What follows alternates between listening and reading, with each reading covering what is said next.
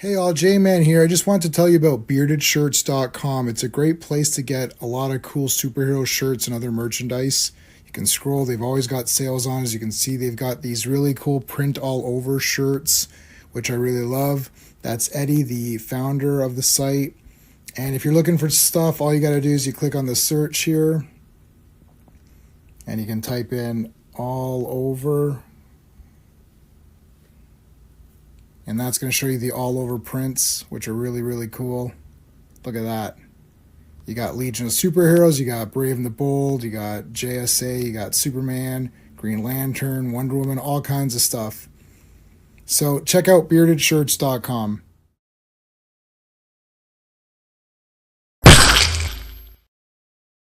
Hey everybody, welcome to Circle of Iron, where we talk about a movie. And tonight's movie is the 1990 Teenage Mutant Ninja Turtles. It's going to be fun talking about this one. This might be, I think, the first time on Circle of Iron where everybody on the panel has seen it in the theater. So I think so. Anyway, so we don't have to rely on Ross. And we've got John here tonight as well. So those are our theater expert guys. So I think this time we've all seen it in the theater. So it's going to be a lot of fun. Let's talk about what's coming on this week, though. Tomorrow, Earth's Mightiest Mondays. You guys remember that? 4 issues of The Avengers. So this is episode 29 of Earth's Mightiest Mondays, covering issues 109, 110, 111. And there's a Daredevil issue in there as well. Daredevil, Black Widow, Hawkeye. So that's in the rotation for tomorrow. Tuesday. On Tuesday Night Terrorvision, we're going to be talking about They Live, one of the best John Carpenter movies and just one of the most awesome movies of all time, and has one of the longest wrestling matches besides being a pay-per-view for WWE, it's got a pretty long wrestling match. So that's going to be on Pete's channel, but I'm co-hosting, so you can also see it on my channel as well. That's Tuesday night at 8 p.m. Eastern. Wednesday, 8 p.m. Eastern, The War Room. This is hosted by the Action Elite. You can also see it through my channel. On The War Room, we're going to be talking about Speed, starring Keanu Reeves, Sandra Bullock. Jeff Daniels is in there, and Dennis Hopper as the villain. Great villain. Great action movie. We're going to talk about that on The War Room Live, hosted by the Action Elite on Wednesday. Thursday, I'm taking the night off. But Friday, of course, you know it's Fantastic Fridays. Every Friday is Fantastic Friday, covering 4 more issues of Fantastic Four. This is episode 31 of Fantastic Fridays, and we're going to be covering issues 115, 16, 17, 18. These are all really damn cool. Dr. Doom. So Reed Richards is controlled by this evil guy, and he becomes evil. So they turn to Dr. Doom for help, and it's absolutely friggin' awesome. That'll be on Friday. 1 week from today, same time as now, Imperious Rex returns. We are starting 1963, I think we're starting. We finished off 1962. We started 1963. We're continuing 1963, starting with March. So looking at every comic that came out in March of 1963. So that'll be awesome as well. All right. Let's bring in our panels. Now, Sean, it can't come tonight. So we're still streaming it on Sean's channel. So make sure that you're liking wherever you're watching it from. We're streaming this through multiple channels. So make sure you hit the like on wherever you happen to be watching this. So instead of Sean, we've got John. I got the Conan. Yes, that was good. Well, because it's like Sean John. It's almost the same thing. 4 letters. Hey, I quit my job, so I got time for this. So we're all good. It's all good. Okay. All right. Well, there you go. No worries. I got another one lined up. But yes. Okay. If you what's going? I was like, what's going? You don't have to do that just for the Circle of Iron. It's no. An important stream. It's not that important. But, yeah. At least you're wearing Ninja Turtles. I'm wearing Silver Surfer, which has absolutely nothing to do. And I got over here. I got the poster too. Well, not the movie poster, but a Ninja Turtle. A Turtles poster. Well, I have. I'm not going to bring out all the Turtle stuff I have. But I got a whole bunch of it. Yeah, I do. I'll tell a story about Kevin Eastman momentarily. Okay, let's bring it. Well, I think we're going to give John the or sorry, we're gonna give Charlie the fancy pants. Well, hello, Mr. Fancy Pants. Hey, Charlie. Like, man, John took my intro. He quit his job. Like, I'm being replaced, aren't I? Just tell me I'm being replaced all of a sudden. Well, Yeah. what's your fancy pants, man? Where's your That's fancy? it. I am too rocking a Ninja Turtle shirt. So Damn, I'm like the only one that doesn't have a Ninja Turtle. You don't know how excited I get when I'm like, I got a shirt for it. I'm like, I got to do it. I was digging. I was like, I gotta have one somewhere. I I Bound don't in. have anything, man. Oh gosh. All right. Okay. Let's bring. Well, this one we're always going to use for Ross. I can't wait any longer.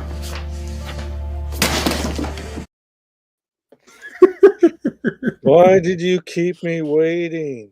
I can't wait any longer. Well, I'll use the pain one. So like, and then he falls over. So I had a Ninja Turtle shirt. It was one of the originals that they made like right after the comic came out, and it was a glow in the dark Leonardo. Ooh, But I that's- gave it away to a friend when he Oh. moved away, and Mm-hmm. so I'm stuck with the Ninja High School shirt. So Ninja High School is okay. It's kind of, you're a It's teen, Ninja. It's so, of the Yeah. air and it says Ninja. Ninja in it. So right? So it's somewhat okay. yeah. Okay, so we got a special guest tonight. You always see him in chat. Tonight he's here. This was his pick. He chose Ninja Turtles. He didn't really have to twist anyone's arm, really, to be honest, to talk about this movie. What can I give you? How about he might appreciate my one of my favorite characters, if not my favorite character in science fiction, which is Kurt Avon. I'll give you the the Avon intro. No, it's a question of intelligence, so your opinion has very little relevance. Wow. Yeah, Oh, that would be me. Well, look, Cowabunga. I've got my sigh out for West Britain. Nice. I've got my chucks out. So I am excited. I am very excited about this stream. I can always stream with you lads for about every few months. So I was really looking forward to this. Sad Sean can't make it because I enjoy hearing him curse live. But Well, I I'm think really, Sean and I really looking would- forward. Yeah, I think we'd have similar opinions, anyways. Okay, so we're going to talk to the chat. Just like I just want to shout out the super friends. These are the channel members. I always shout them out before we officially begin. So big thank you to Dan, Sean, who's not here. So thanks anyways, but whatever. Stephen, Brennan, Marty, RR, who is here. There you go. Philip, Digger, Jim, Quagnar, Just Joe, FK, GT. We always thank Clobberin times. I don't know what Clobby thought of Ninja Turtles. He loved it. got. He loved it. That's all. He I loved said. it. Yeah, I don't think we ever got to this topic with him. Posthumously, whatever that word is, he loved it. Obviously. Posthumously, Yeah, he loved it. We're gonna give him that honor. He loved Miller's Daredevil, right? So I would expect by extension that Right. he would appreciate Eastman and Laird's take on that. So Right. Yeah, probably. So we're going to let me get the movie going here up on the open platform here. We'll say hi really quickly to Joe Doug, who's here first. hey, Joe. So did you comment earlier? I guess sometimes if you comment too early, I don't see it. I think I threw something in. Yeah. I've turned on the linked comments, so anyone commenting now should start seeing it in the group chat, which is in the bottom. You'll start seeing it once because right now it's just through my thing. Fun fact: Batman is connected to Dick Grayson as Team and Teen Titans Not True. Yes, there you go, Batman. Yeah, I know you're a fan of Teen Titans, and John is also in chat. So you guys make sure you hit the like from wherever you're watching this one, and let me share up my screen here. So we got Ninja Turtles. All right. I'm assuming everyone saw this in theaters, correct? Absolutely. About 5 times. All right. Oh, I only saw it twice, so pretty good. Hey, wait, how old were you guys when you saw it? 19. Okay. 17. Okay. 10. So I'd probably be 10. No, I would have been 13. I'm 77. Yeah, I'm 80. So some of you might have been like actual 18. Oh, really? Yeah, around 18, Okay. I think. So a lot of you were actual children when it came out. I Yeah, was so- the demographic. Yeah, like I am totally. smack in the demographic of Teenage Mutant Ninja Yep. Turtles. Yeah, you're like right the hell in there. Yeah, So the cartoon started when I was young enough. Then the movie hit when I was just getting into that start. But I did not see this in theaters. So Did any of you play the RPG? No. But I know you. No. I got. Thanks for sending that to me. Or I appreciate that. Yeah, for those of you that did RPGs back in the 80s, Palladium Systems put it out. They were I guess they were the licensee. But yeah, so Palladium Systems licensed a game using their system for Teenage Mutant Ninja Turtles, where you create, these mutated animal characters and give them skill sets and send them out on these incredible adventures. And it started small and then built really big, much like Eastman and Laird's Empire. But if anyone's interested, I have the PDF, and I'm happy to send it to anybody who's interested in such things. Well, everyone's going to have it in about like a second, anyways, because you shared it on the drive that I share with everybody. All I do is move it to the other folder, and then everyone's going to have it. So you don't have to do it. Go ahead and do that. I'd like to look at it at Well, least. I'll say this: even if you're not interested in the game, there is a drawn comic story in the RPG source book by Eastman and Laird, right? So there you go. You get a Ninja Turtle adventure in it anyway. Heck yeah. Well, somewhere I have the lead figures for that. There, it's uploaded to everybody. Nice. Got it. Everyone should have it now. There, everyone's got it. So there you go. The magic of our library. It's amazing. Yeah. Oh yeah. So TMNT. So okay, before we hit the movie up, I was not a TMNT person from quote unquote day one, in the sense of Teenage Mutant Ninja Turtles Volume 1, Issue 1, small print run, black and white. Everyone wears red headbands, right? Hello, Daredevil. How's it going, dude? Best TMNT movie. Yes. Yeah. That is absolutely. No question on that one for sure. So anyways, so I was not there from like quote unquote day one, like I am on some of these things. It's like, this is just like, okay, I had played the video games on Nintendo. And I remember the arcade game is just absolutely fantastic. I wish Steve was here, because Steve bought the arcade 1-up replica of the Turtles arcade, and we've played it at his place many times. Wow. He also has the X-Men one, which is actually, I prefer X-Men more. He's got both those arcade machines in his basement. They're awesome. So I played the game, loved it. When the NES game came out, I felt slightly disappointed because it wasn't the arcade, which is why when they brought it back up the next time, they called it the Turtles arcade game. But asterisk, I actually liked that game. And in the movie The Wizard, which I absolutely love, they play Ninja Turtles, except that kid sucks, because I know where he is in the game and he's not doing very well. Andrew, what's going on, buddy? How's it going, dude? It still holds up today. I agree with you, Andrew. We're totally one-on-one. We both agree on this one. We both 100%. Agree. Yeah, 100%.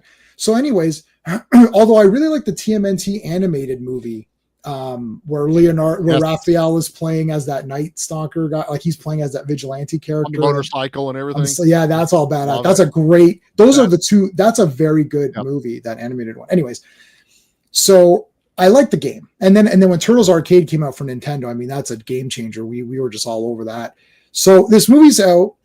I watched the cartoon a little bit, and I thought, right. I think it just missed me. Right. So Charlie, you're about 3 years difference. That's the sweet spot. I'll definitely hear what you got to say. So it missed me. So it's like, it's kind of cheesy. I don't know, but I did watch it. I knew about it. I didn't read the comics. So that's important, because when I sat down to see this in the theater, I was completely stunned. I'm like, okay, wait a minute. This is not the Ninja Turtles cartoon. So this is Hamato Yoshi is killed by Oroko Saki. The rat escapes, later gets mutated into a, not humanoid or whatever, humanoid kind of form with the turtles. And I'm like, what the heck? Because in the cartoon, Hamato Yoshi is Splinter. Yep. Because they didn't want to have this whole revenge, getting killed and all that. They didn't want to. They didn't want to have murder. Yeah. So what they did was murder, death, kill. Murder, death, kill. Yeah. So they. I think it might have. Oh, go ahead. Yeah. So hey, Angry Gamer, how's it going, dude? Yeah. So interesting. So then later, you come to find, hey, this is really more in line with those comics, and less so with the cartoon, though they did keep the multicolored headbands, which I do think was a smart idea by Playmates, and they also 100%. Changed the shading. So after that, I got all the figures. I had the 4 turtles. I never had April because she was a bit hard to find. I never had Splinter actually, but I had Rat King and Bebop and Rocksteady, and I had I think Baxter Stockman as the Bug, as the Fly. What other guys? I had I never had Shredder for some reason. I found that figure hard to find. Wow. At least maybe foot soldiers. Yeah, that foot. I think I had I think I had one of the foot soldiers. See, definitely my mom or grandparents would not have purchased me multiple turtles if there's a different letter on their belt. Like they'd be like, that's the same thing. So changing the color headbands and the skin tones of the turtles was a smart move for Playmates to market this, to get that out to kids, because there's no chance. Like even with He-Man, it's like it's Battle Arm He-Man. It's like, this looks like He-Man. Like, he's not the same, right? It's not Battle Armor He-Man. Right? My parents didn't fall for that. You already have He-Man, son. No more. Yeah, no, I got all the He-Mans, and I had Thunder Punch then, and I got Terraclaw Skeletor, and I had Dragon Blaster Skeletor, and Skeletor. I had every time I got a He-Man, I got the Skeletor that went with them. So I got all of those. Didn't happen on Turtles. So Ninja Turtles, big thing. And then part 2 came out. And we're going to talk about part 1. So I'll let it. I'm not gonna, part 1, I saw it a couple of times. My Taekwondo class went to go see it together. But yeah, that was it was a phenomenon. Yeah, our instructor took us to go see Ninja Turtles. I already seen it, of course. And I went with, I saw it either 2 or 3 times. I went with a buddy. I know I went with a buddy a second time. I don't think I went with my Taekwondo class. I think I couldn't make it. They went on a weird time or something. My mom had said, "Oh, you already saw it, so whatever." Anyways, so we'll get back to part 1 and do deep dive. 2 was super disappointing. I was like, "Wow, this is really cheese. Like, what the shit?" Like, Super Shredder was cool, and Togar and Razor. You're like, why isn't it Bebop and Rocksteady? What is happening? Right? Maybe it was a rights issue. It was a rights issue. You're right. Right. It's just like He-Man. Just like He-Man. of the universe. It was a rights issue. Well, who they had rights for? Vanilla Ice, and that's what. Yeah. Well, the Vanilla Ice was great. And then but also parents groups, though. There were parents group reactions. Oh yeah. That's for the violence. Yeah. That's for but not for having 2 creatures that aren't the 2 creatures we've seen. Yeah. Well, actually, in Germany, the nunchucks are completely removed. UK as well. They're not called ninjas over there. Yeah, they're not called. Yeah, Hero. They're called Hero. Yeah. Okay, so a hot take by Daredevil Edits. He's saying 3 ain't that bad. Well, I don't really think any of them are. It's not. I agree. I agree with that. It's okay. Sean just joined us. Some lovers of that on here, man. Because I was going to defend 2 and 3 to my dying breath. I don't give a shit. I love going back in time. I liked 2 for what it was. I had issues with 2, but I have them all and I watch them. Yeah, I got I ordered the 4K Arrow set or whatever. So I'm not gonna. How about this? I'm not gonna defend 2, but I'm not gonna beat it up. How's that sound? That's fair? That's fair. I'm not gonna beat up. I just don't want to talk about it. Yeah, dude, they go to Japan. Yeah, three recaptures, and I tell you. 3 recaptures some of the science fiction elements that Laird was very, very keen on. Right? Yeah. That's Laird stuff. Yeah. So Ollie's nailed it. So Andrew, our buddy Andrew, I know this is Andrew J Casali, is that how you say? So our buddy Andrew is saying he's correct. It sort of combines the sort of the more serious tones of the comics, and then you kind of have the goofiness of each turtle from the cartoon. So it kind of, although I felt that Donatello wasn't fully, I know he's a mechanic and he's working on the stuff, but I didn't feel that he was fully nerd. He seemed slightly not he's the only one who felt slightly just off a little bit. Maybe they don't lay on him like they do in the others. Now they start fixing it, I think, a little bit in 2, and in part 3, it's even more that he's the tech guy. Yeah, they fit it up and later. Yeah. TMNT 2007 is absolutely awesome. That would be my number 2, or even maybe tied. The only problem with that movie is that Shredder's not in it. That's the only thing Otherwise, it's awesome. Okay, so I saw this one in the theater, loved it. Okay, so let's go with John. What are your just impressions with just the movie, and what kind of a fan were you when you saw this? Were you a TMNT guy from day one, or did this movie spark your interest? I was a fan. I remember going in. I had a comic book shop literally within walking distance of my house. It was the best thing ever. Mhm. And I remember going in and seeing the black and white comic, and I was sold from the get go. I'm like, turtles, ninjas, what? And I was just like, I am on board. I cannot get enough. And I started collecting the issues and everything. And then when the movie was announced, and they started teasing it, I was excited. And then I watched it. And I saw it 5 times in the theater. I know what they were doing. Like, they weren't going to go full blown, because the first issues of the comic are pretty dark and violent and, not for the kiddies. Like everybody like that's my age knows that this is how they started. And then Eastman and Laird were like, money? And then it's like, which I would too. I'd be like, how much did you give me? All right, cool. You sold out. You sold out.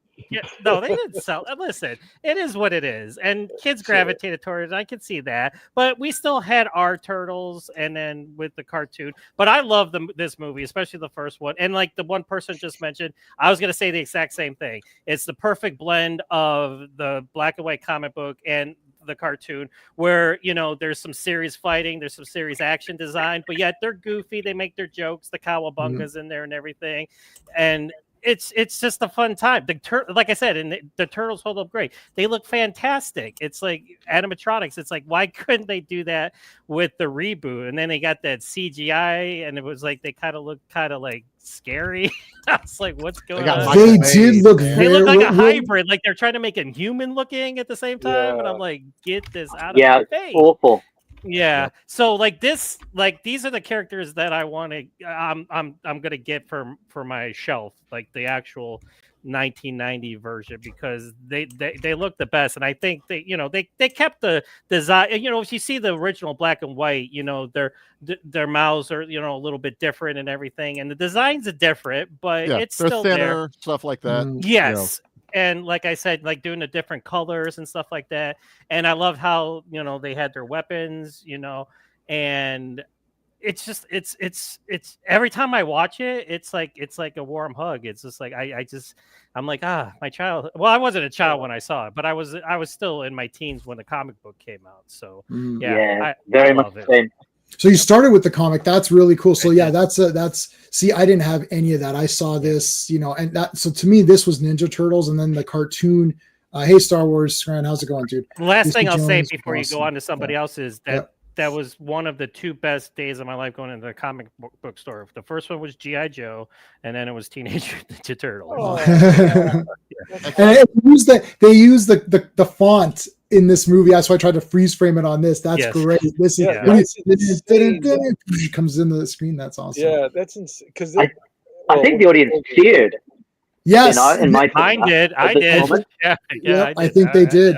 You're never going to see that again. Okay. You know what? Let's let me change this around. Let me put RR next, because sorry, I didn't want that. I want to go there, because actually we're gonna move this around. We always put Ross last because he'll I'm sure he's going to be the most negative out of the. I don't know. I could be wrong. I could be wrong. Don't spoil it. So RR, what was you? Because I wanted to see. Because Charlie was like sweet spot age for this. That's why I'm putting him. Yeah. I want to hear that story too. Okay, so RR, what was your what was your take? Like, why did you even say, hey, why'd you message me and say, let's do this rubbish movie?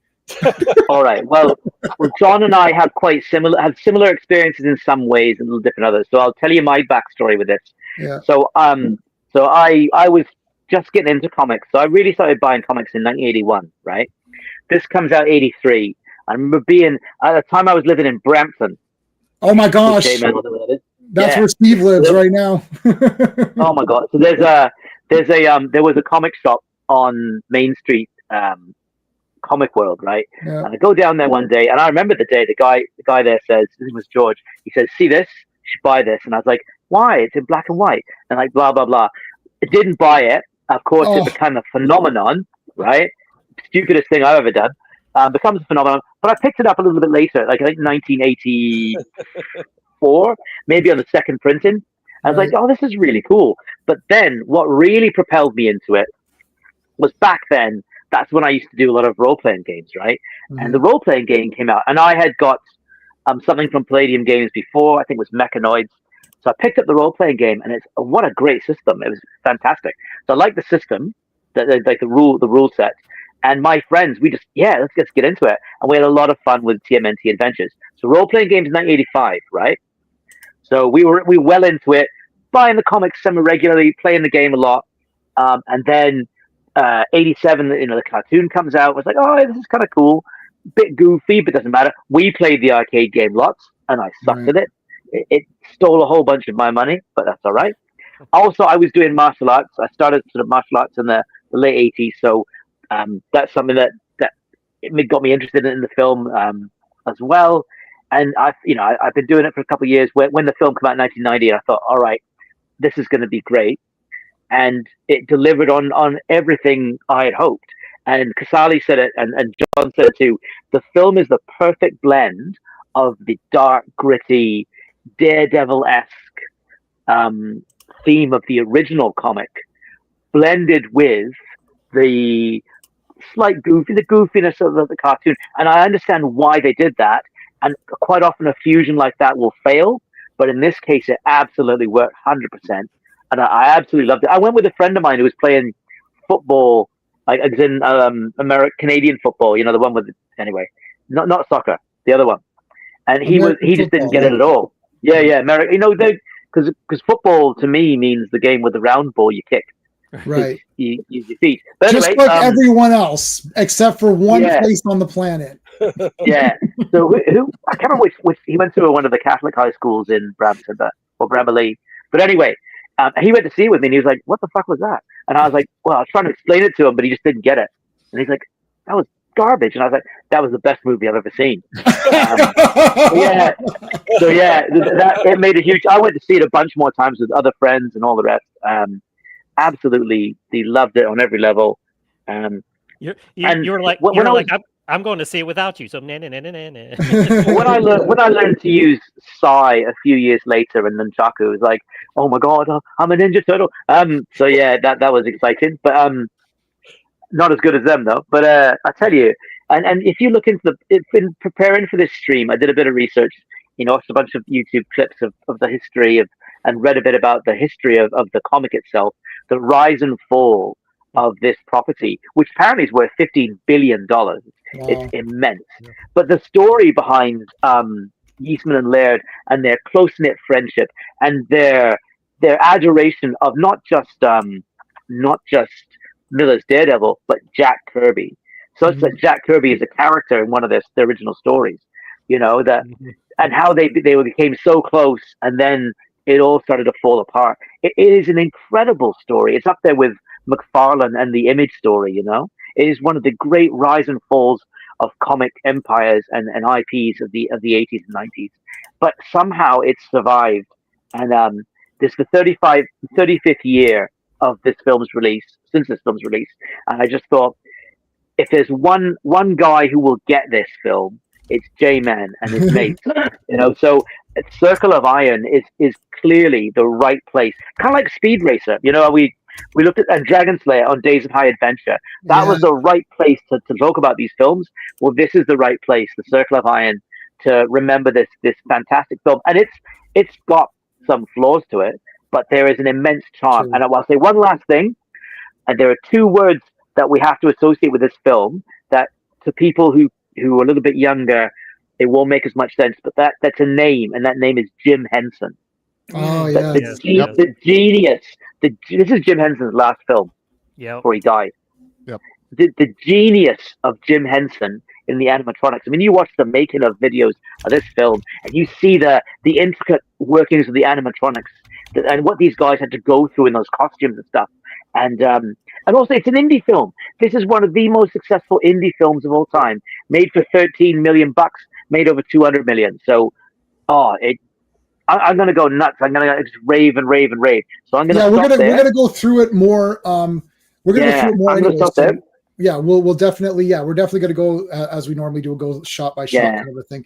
So yeah, I think the secret was is that the four turtles are goofy, but everyone else is pretty serious, and the villains are really serious. Like Shredder is a legit badass threat, and in the cartoon he's a loser, and that's one of the things. See, they made him just like everybody else, like Shredder and Skeletor and all these guys who are kind of goofy. Like Skeletor is never going to win, right? Shredder was never going to win. Krang was never going to win. Like they're just goofs, right? But in this movie, when we get to that scene, he obliterates the turtles. Like it's all fun and games. It's like, yeah, I love being a turtle. Oh yeah. And it's like he just destroys them. It's like, yeah, you guys are trash. Like he goes, you fight well in the old style, but you're shit now, right? Basically, it's basically you did good for 5 minutes, but then I had to show up and beat the shit out of you. Okay. So Charlie, tell us what happened. Your eyes were like, oh my God, what is this? Yeah. 1987, man, when the cartoon premiered, I had no idea what a Ninja Turtle was. Saturday morning, planning my ass down for a brand new show that they were promoting the hell out of, and fell in love with Teenage Mutant Ninja Turtles from day one. I've seen every one of the cartoons when it premiered. I was 7 when that came out. So I was just coming out of He-Man. They were losing a little bit of steam with the He-Man toys. Right. This reinvigorated kids to buy toys and watch cartoons. So I jumped right on the bandwagon of this, had no idea there was a comic, nothing. So my next introduction would be in 1990 when I watched Teenage Mutant Ninja Turtles, the movie. Did not get to see this in theater. Oh no. Parents couldn't take us to every movie. And I was the only one in the house that would have, it was not, let's go to the movies for Charlie. It had to be a movie everyone wanted to go see.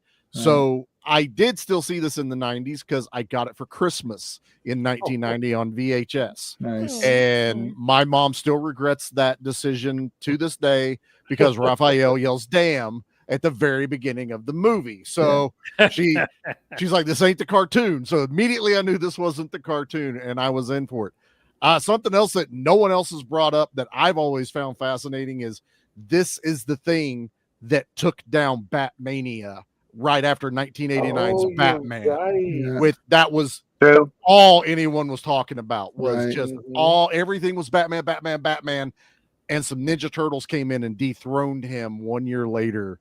And there at that point it was like Batman who for most kids. Now I hate Ninja Turtles. No. I mean, that's the reality of it. You could not get away from Ninja Turtles. You know, I remember the standee for the movies when you went to the mall and it was just full of that black VHS with the turtles standing on the front. And, I have all 3 on VHS. Yeah.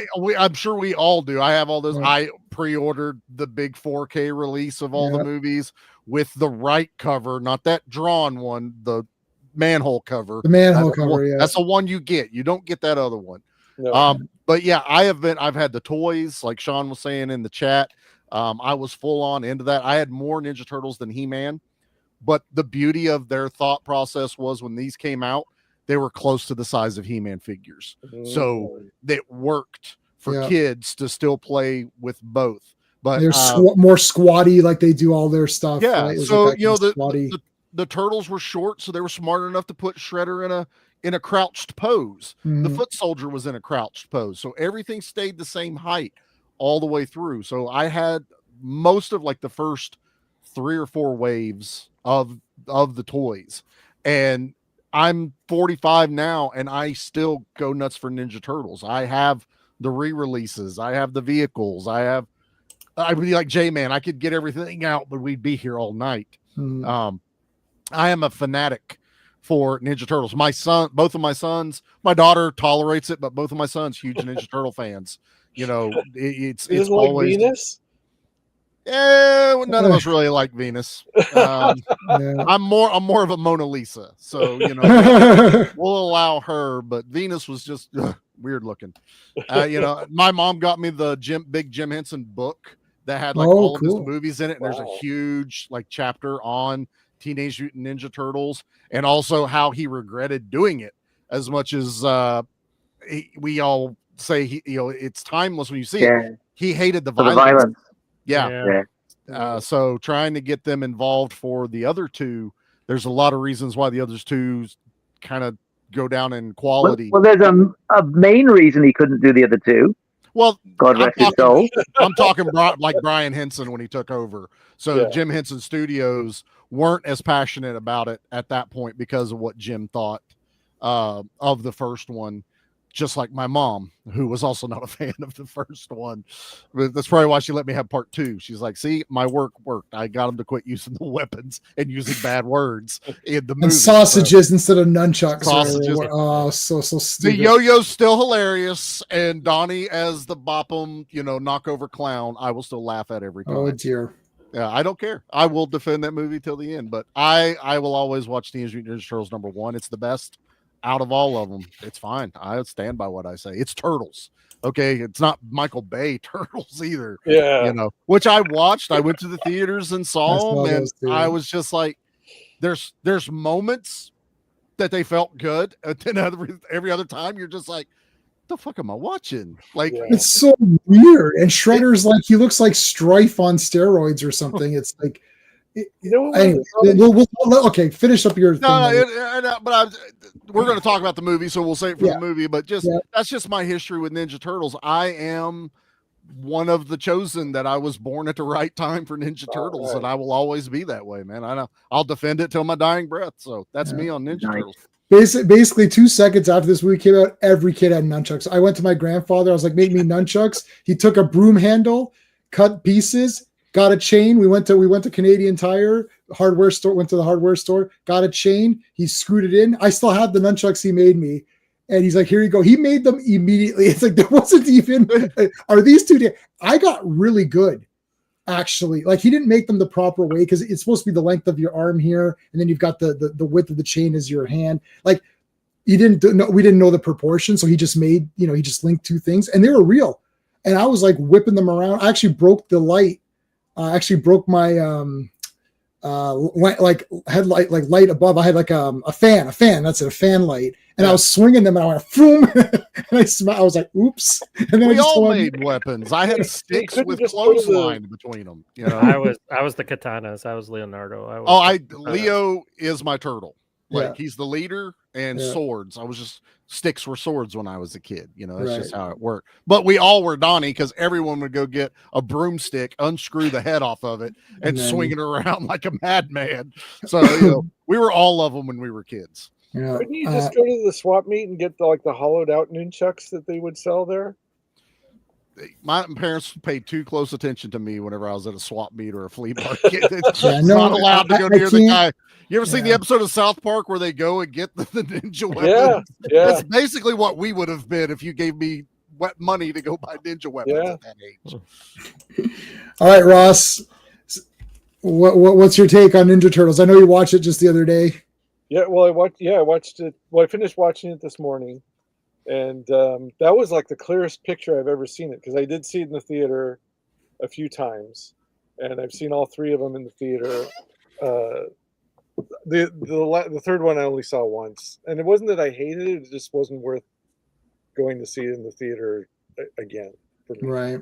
So my backstory with Ninja Turtles is I wasn't like day 1, issue 1, but because my comic store sold out of them before I could get it. But I had like a 3rd printing of it, and Eastman and Laird came to the same San Diego Comic-Con when the 3rd issue was out. So I bought it from them and had it signed at them. Awesome. Then, wow. Yeah. Wow. I had a picture of them too. Like Kevin Eastman was like actually concerned. I think he was still washing dishes or something at the time. And he was like, I don't know if it's going to this is going to cover my time off from washing dishes or whatever. He was at a lobster restaurant, eh? He was working at a lobster restaurant. Yeah, that's what he was worried about. He was wearing like this wife beater. He was like a real down to earth guy. I mean, and the thing that nobody talks about is like that style of artwork. It's like dark and all that, but yes, but it also very much looked like an underground comic book. Right. It was created and sold as an underground comic. Yeah. Even the size was weird. It was like the first issue was more like they went with the cheaper options, didn't they? That's the whole reason why they did it the way they did. Yeah, it was cheaper. More like an R. Crumb. Well, they did it together. That's the crazy thing is they created each page in those original issues together. passing it back and forth, drawing it together.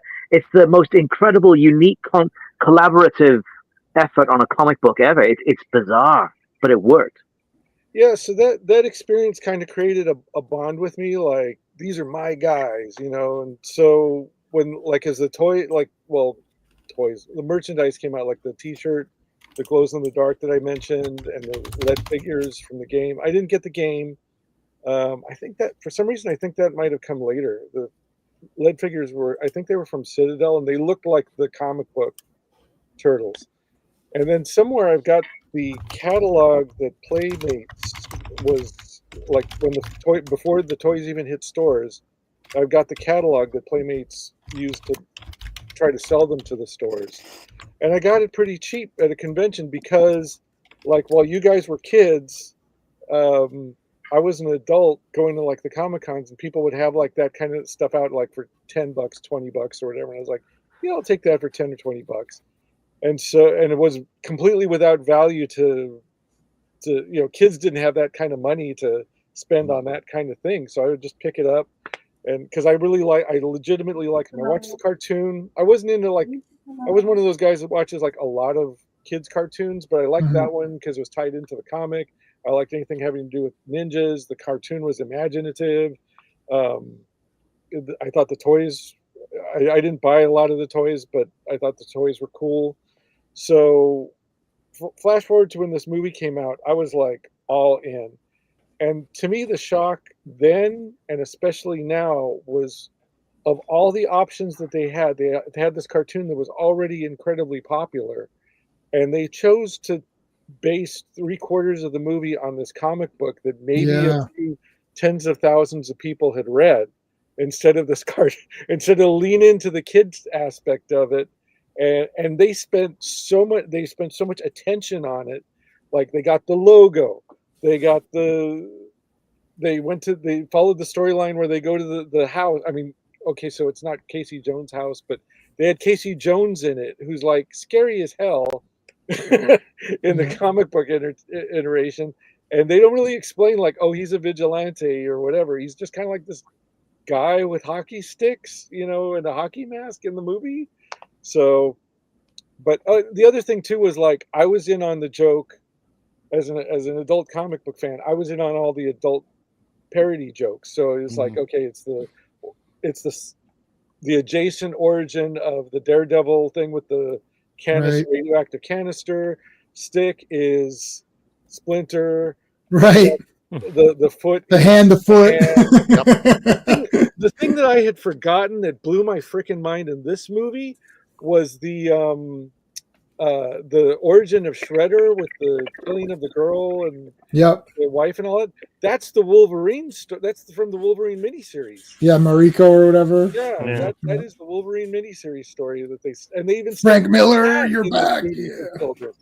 So it's like, yeah.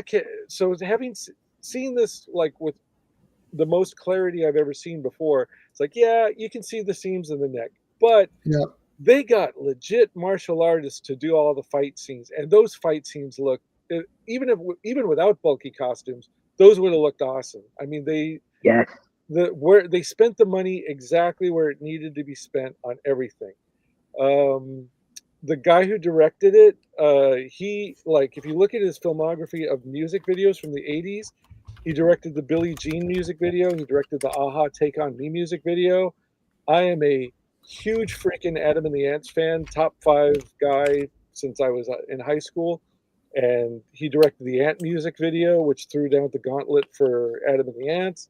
So I was like, I was all in for, like, everything in this thing, and I felt it delivered. When we'll get to it.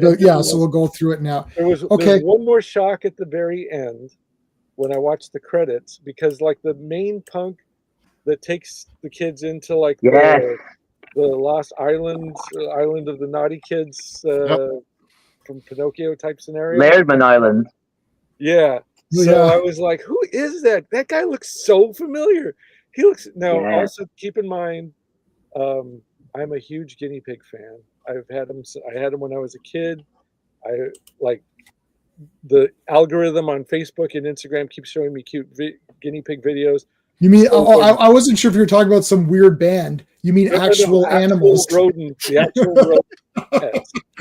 So okay, well, we found the one person on the I'll planet. wrap it up in 30 seconds. Okay, so Yeah. so when I saw, I was like, "Who is this guy? I know this guy from someplace. Is he Canadian?" Here, this will be wrap it up. Right. Okay. So keep it playing. I'll wrap it up. So I was trying. So when I was watching the credits, I was like, "Oh my god!" So I'm the only one in the world who likes the movie G-Force, and so it was Sam Rockwell, the voice of the main guinea pig from G-Force. But you guys know him as Justin Hammer or whatever other. Yeah. So I know him as a lot of things. I liked him in Moon. Yeah. Good movie. Great movies. Yeah. So anyway, like for me, this was Green Mile. Local guys make good. Green Mile. This was also like an independent movie based on an independent comic book, which I was trying to get into comics as a professional. This was like, it's doable. It doesn't have to be Batman, and it doesn't have to be Superman. It doesn't have to be Marvel or DC. This came out around the same time as Rocketeer, the Rocketeer movie. And it was like, they are taking independent comics and making them into movies and TV shows. It's like, it could happen to any of us now. Ninja High School, me, whoever.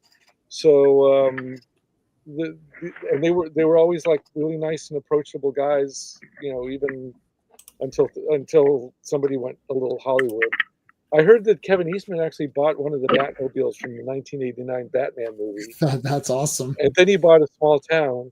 And well, he was Heavy Metal Magazine, right? He bought Heavy Metal Magazine. Yeah. No, but they released, no, my thing was they released that comic. I told you they released that whatever anniversary of the Ninja Turtles, and I ordered 3 copies. I ordered one for Sean, one for Steven, and one for myself. And I got 1 copy. And I was like, what is this? So I was like, okay, that's crazy. So I messaged customer services, like I ordered 3 and only got 1. And they said, we'll send you 2 out overnight. Or if you want to wait 2 weeks, Eastman's coming down to our where they're printing them. And he's like, we'll print you 2 fresh ones and he'll sign them. Hell yeah. So I said, okay, I'll take it. So he signed it and drew a little picture of a Ninja Turtle.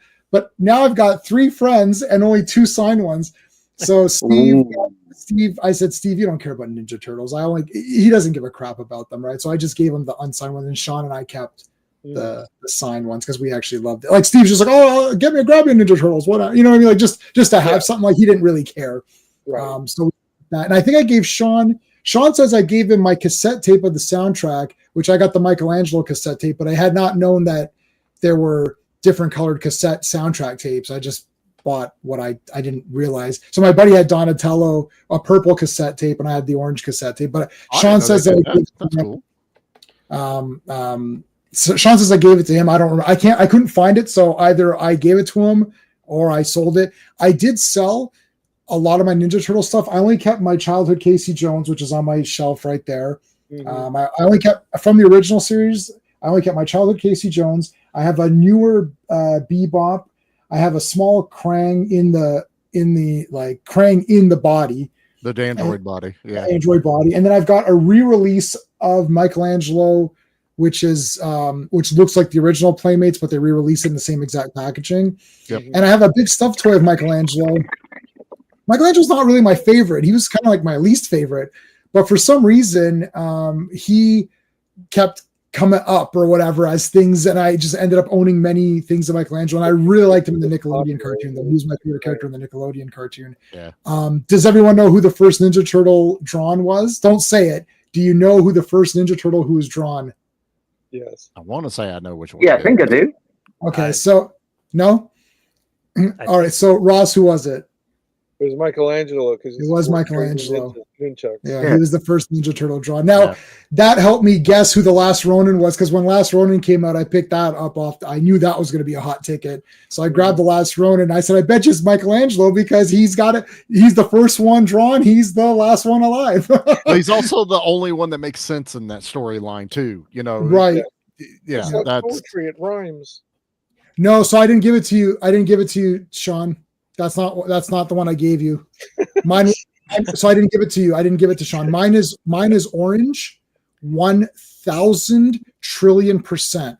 Because when we got home from Sam's or wherever we bought it, my friend who doesn't like to be named on stream, that Sean knows this friend I'm talking about. We came home and we opened up our cassettes, and he's like, "Hey, mine's purple." I was like, "Oh," I was like, "They're purple? That's weird, right?" And then I was like, "Hey, mine's orange." I was like, "Oh, they're Michelangelo." I was like, "Oh, damn it!" I was like, "Damn it! I would have taken Leonardo." I was like, "Crap!" And I was thinking, "Oh, should I try to go back and change this?" It's like it's already open. I'm like, "I'll just keep Michelangelo."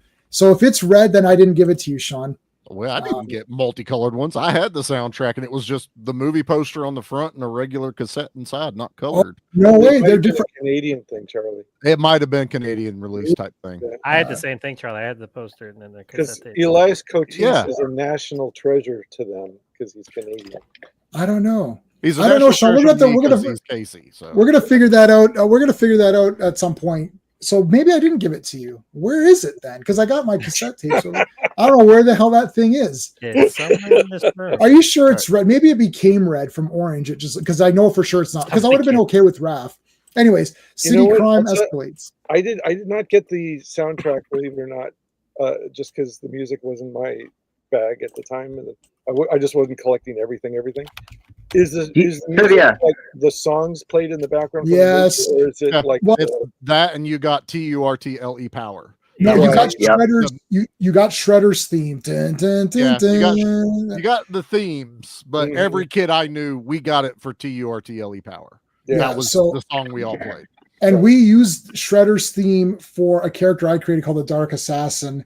And we made a movie and a trailer for a character I created called the Dark Assassin when we were 16, and I wanted Shredder's theme to open the movie. So it's like it's basically a guy. It's basically my character is a guy who wears like a black hockey mask. So it's like Casey and Jason. It's actually the mask from the Part 5 VHS cover of Friday. Mhm. And then it's a black version. I had a white version, which is the exact mask used, and then I had a black version. And the black version I used for a character called the Dark Assassin, and I made that in like high school. I'm never showing that. I could show it to you guys. I would be totally fine if you guys watch all the movies I made. I would put them on YouTube. The problem is that their music is used, and the friend who doesn't like to be named doesn't want those shared out with people outside. So he was prominently in that movie, so I can't share it. I've got a couple of movies I might be able to share, but anywho, come on the Friends Drive, and then you can do Friends Drive. I can Circle of Iron will get it. You can also do like a YouTube privated type thing where only someone you give the yeah, link you can to share the see link it. with people, and only the people with the link have it. You can see it. Yeah. Well, my buddy re-edited one about 10 years ago. He's like, let me re-edit this. It's the same exact movie. He re-edited and all the music, dudes. If I played it for you guys, you're like, hey, that's from Universal Soldier. Hey, that's from. You're going to basically see the J-Man filmography. Universal Soldier, Unisol's on fire. Dun, dun, dun, dun, dun. That's in there. Yep. That dun, dun, dun, dun, like it's building up. That's in there. Nemesis, basically the entire Nemesis soundtrack is used. Awesome.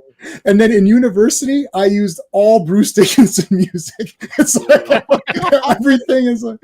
So, well, my Super Bell is here. are on Perfect YouTube, movie. and you get to hear Daniel is Cylon here. Space Star music from Battlestar Galactica, the theme from Ultraman with the kids singing. Yeah. My backyard kung fu movies on there too, so might be slightly Nice. racist. Okay, I'm looking. Yeah, the soundtrack's definitely colored. There's some on eBay right now. Purple. There's like a red one. Yep, they're colored 100%. Oh, I do see ones that aren't colored. That is so weird. Yep. That's the one we got. I was going to say, as positive you are as yours was orange, I am positive mine was colorless. Right. Yeah. And you see that's because listen, we've got the multicultural. All we have. We get it. Yeah. Oh, You guys were already woke. I understand. we were already woke. Yeah, sorry. I apologize. You know what I hear? Daniel Woke, I hear loves all Wookie. three. I hear Wookie when I hear We could call it Wookie too. Either way you Wookiee want to too, go. yeah. Wookie. We're Yes. super Wookie over here. Wookie. Belle is saying this is a perfect movie. It is pretty good. Okay, so Yeah. they changed up Judith. They changed it to Paige Turco in 2 and 3, who I I thought had was a okay crush too. on But Judith. I had a crush. big time, yeah, big time. She's like the girl Trivia. next door hot. Like Trivia. yeah, it's like, yeah. Do you know who convinced her? Because she wasn't enjoying the filming. Do you know who convinced her to do this movie? Who? Anyone? Is it on No. IMDb? I don't. Robin Williams. She was Really? in Cadillac Man with Robin Williams, and one day they were, in between takes, she was saying, "Oh, I'm up to do this Ninja Turtle movie, blah blah blah," and he's like, "Oh, really? Wow, that's great," because his kids were really into it. Oh my gosh, that is awesome. And now she does comics. Yeah. There you go. Well, she's going to be at Niagara. Yep. I just saw that. I'm like, damn it. She's embraced it now. She's like full Of on. course. Why I wouldn't like you the embrace other. it? I like the other April too, but She was good, Judith's too. who we grew up with, Yeah, I feel like, and she had the yellow jacket here. I was like, that's cool. Mhm. Yeah, She also had like a nice skirt on. So I was like, ooh, she had very nice legs. she definitely very did. leggy, very leggy. Yeah. Liked it. The Yeah. thing is, Who is the babe? Who the heck when I is saw that? this again, like after decades, and she like falls out of the door with the bright yellow coat on. I was like, again, like they didn't have to do that, but it's like, here you go. You want to see her in bright yellow, like in the cartoon? There you go, kids. You know who this is. And it's the smart play of not putting her in the jumpsuit like she was in the cartoon. So it's more homage, but now that is what's seared into our brain. She wore if this movie was made in the mid '80s, she would have been in the jumpsuit because it would have been. It would have been the cartoon. It would have been the cartoon. Absolutely. Jazzercise. Golden Harvest. Yeah, Golden Harvest. That's exactly. Like, was it Raymond Chow who produced this? Yeah, I mean the most legit martial arts movie studio in the world had a big hand in making this, which is probably why the fights came off like, they had something to prove. Can you imagine how difficult it would have been to fight in those suits? Like, that's what makes it so amazing. Like, especially when I forget which one does it, but he does like the flying, like where he kicks and then his other leg goes the opposite direction. He is airborne with it. I'm like, how the fuck did he jumps over one of the other turtles there. Yeah, I think it's Donatello. He jumps over someone to do that. It's incredible. Yeah. They probably couldn't see, and one of them did like a backflip holding the swords, and I'm like, or when they're they're rolling with each other, and then he gets they're really they're doing that. I was like, this is awesome. Like, yeah, I was like, I couldn't even do a backflip without a suit on or holding swords, much less both at the same time. So I mean, like, we know from the horror movies, anytime you're wearing any of these like heavy prosthetics and stuff like that, I mean, you can't even, like, Peter Weller can't move. Like, none of these guys, even going back to like Evil Dead 2, you got Ted Raimi as that cellar witch or whatever. He literally was like, we would take that suit off and pour the sweat out. Yeah. The Henrietta outfit. Yeah. It invented some kind of new foam rubber for this movie for the suits, so they could do that. And the faces are pretty good. Like the acting, especially on Splinter, is amazing. Oh, Splinter is he's like real. that looks real. That completely. He actually, out of all of them, because you're right, they did the best they could. You could still see that there's, like a mask. You could see the line, right? Yeah. But Splinter is like perfect, right? On the screen, you couldn't see it, back in the day. Yeah. Well, I don't remember. I believed in the story, so I effects don't bother me too much if I'm buying into what's happening. So I don't really notice it unless I only notice it if I'm bored.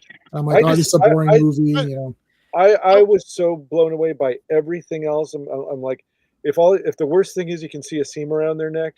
Yeah. I wasn't looking for that stuff. I was on a 19-inch TV, not looking for it. Honestly, I'm probably jumping around acting like a Ninja Turtle while I'm watching this. Yep. I mean, I'm not. The first few times I'm locked in watching it. Every other time I have either the toys out with me or I am a Ninja Turtle running around. Well, I was already taking martial arts when this came out, so I was in my living room. Yeah. There's a scene in the farmhouse when Raphael recovers and Donatello laughs, and if you freeze frame the mouth inside the mouth.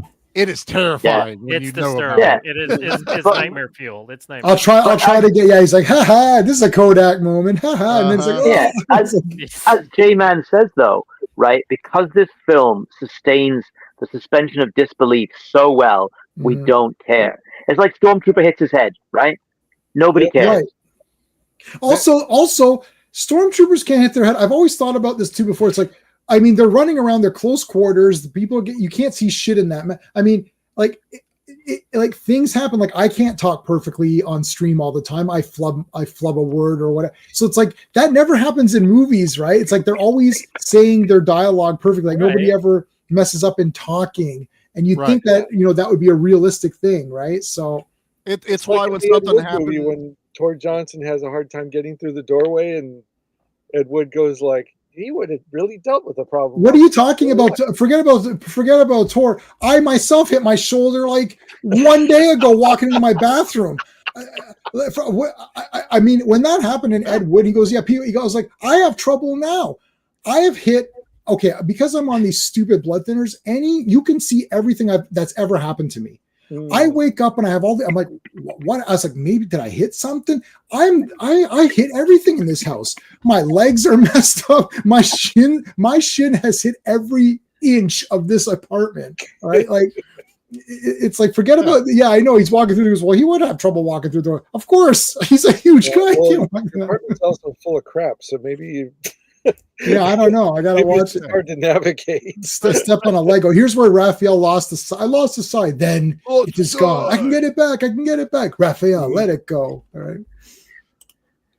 Do we get the Cyclops Wolverine vibe from Leonardo Raphael? Big time. Yeah, that's my first thought. When I saw this movie, I was thinking, hey, that's Cyclops and Wolverine. Because I've been reading. It's even blue. It's even blue, and then the Psy has like the 3. It almost looks like Wolverine if he holds it like the way he holds it as a turtle. Well, I thought that too. Yeah.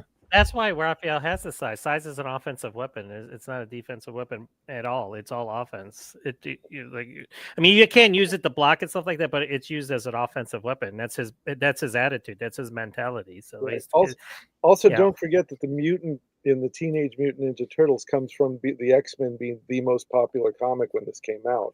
So they knew what they were doing. Probably in there because of the comic book.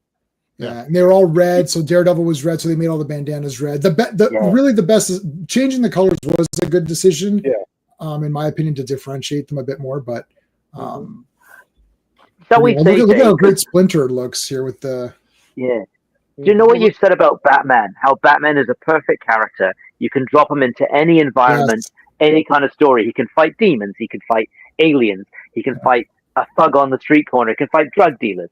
It doesn't matter. That man can. Yeah, the Ninja Turtles, I reckon, are the same. Because you look at some of the sci-fi stories that Laird put out. Fugitoid, and then they got those rock guys and all that. Yeah, they're like the Triceratons. They are like a perfect concept in terms of one of those concepts that can be put in any environment. They're perfect. It's one of the great concepts in comic book to screen and TV and toy development, right? So I reckon they're on that level. And they made their personalities identifiable with kids and teenagers and stuff like that.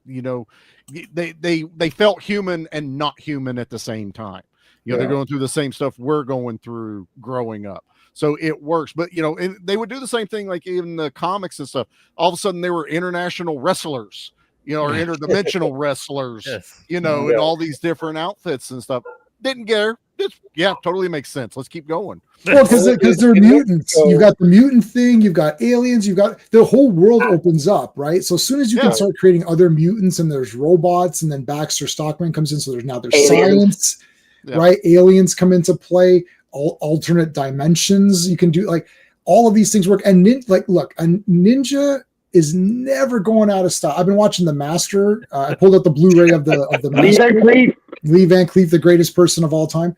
And it's like you throw it in and it's automatic. I forgot Sho Kosugi was in that, but it's automatically awesome. You forgot Sho Kosugi was in The Master? I forgot. It was like I didn't forget. He's the reason why I watched The Master. It just slipped my mind. It's like I put it. I was like, oh yeah, shoot. Hey Daniel, I want to say hello to Daniel. And cell phone wallet. How's it going? There's Mickey. Sorry, Ross. Harrison Ford's in Star Wars. Bruce Lee was in Enter the Dragon. Too. Oh, so, sounds like someone needs to go. It's like I'd lie and say it was nice having you, but Wow. Hey, Spicy. no. don't keep me around. Keep doing that. Yeah. Listen, but no, because I threw it in. I was like, oh yeah, Shokasugi, I forgot. Like it just got me pumped up again. Like, but ninjas are never going to go. Like they're so awesome because you've got the martial arts plus there's the mystical aspect. So however far you want to push that, you can push it to. Yeah, they disappear. Even So okay, well here's Splinter. Let's get into it a little bit more. Yeah. And he holds up so well because he's fully animatronic too. Yes, So he's awesome. He's consistently that look throughout the movie. I like this pizza dude's got 30 seconds. I don't know anyone that doesn't repeat this got all the time. Yeah. Period. Never pay for late pizza. Speaking of adaptability, in Mexico there was a 4-man tag team called the Tortugas, and they were like full-on luchadors wearing with turtle shells and green. Oh my gosh, I got to look those guys up. Yep. Oh my god. Well, I'm trying to get a freeze frame. The pizza guy 22 and an 8. Yeah. Oh, I want to get critters. That's what I wanted to get. Critters, baby. Critters. Oh, You know where did that's they a come cameo. up with this stuff? I love Where they that. come up with this stuff? Yeah. You know that's a cameo, the pizza guy. That the actors the voice actors all appear in the film in cameos. Yes. Oh, okay. Yeah. Yeah. Well, I can't remember this which is- one he is, but I think the Raphael actor appears in the back of a cab. Ah, okay. Oh yeah. So yeah. Oh, well, Yes, what that was that? He's like, looks like a giant turtle in a trench coat. Yeah. That, You going to know, LaGuardia? Yeah. John, that was the funny because he just says what it is. Yeah. Like it's like he's trying to And hide. it's New York City, so he's just like, all right. He's Look, like, you're going to Well, it LaGuardia, wasn't- right? Yeah, okay. let's go. It wasn't filmed in New York. Though. It was filmed in North Carolina. Yes, I know. Yeah. Yeah. and it's And this basically movie was brought to you by It's New Burger York King in the and Domino's movie. Pizza and yeah, Domino's Pizza. Yeah, so Michelangelo is it's Yeah, like so come on, Domino's I had couldn't their- find the had their- place. Domino's had their big advertising thing with this. Oh Yep. Lord, yeah. you Because couldn't see I had, commercials without yeah, it. oh yeah, like, Yeah. yeah. All right, so Raphael went to go see Critters and he didn't like it. I'm very disappointed. But here's the Cri- thing, like in later ones, like they all go out like and venture out at night. But like in this one, he's the only one that does it. Like he's the only Right. one going out in the trench coat.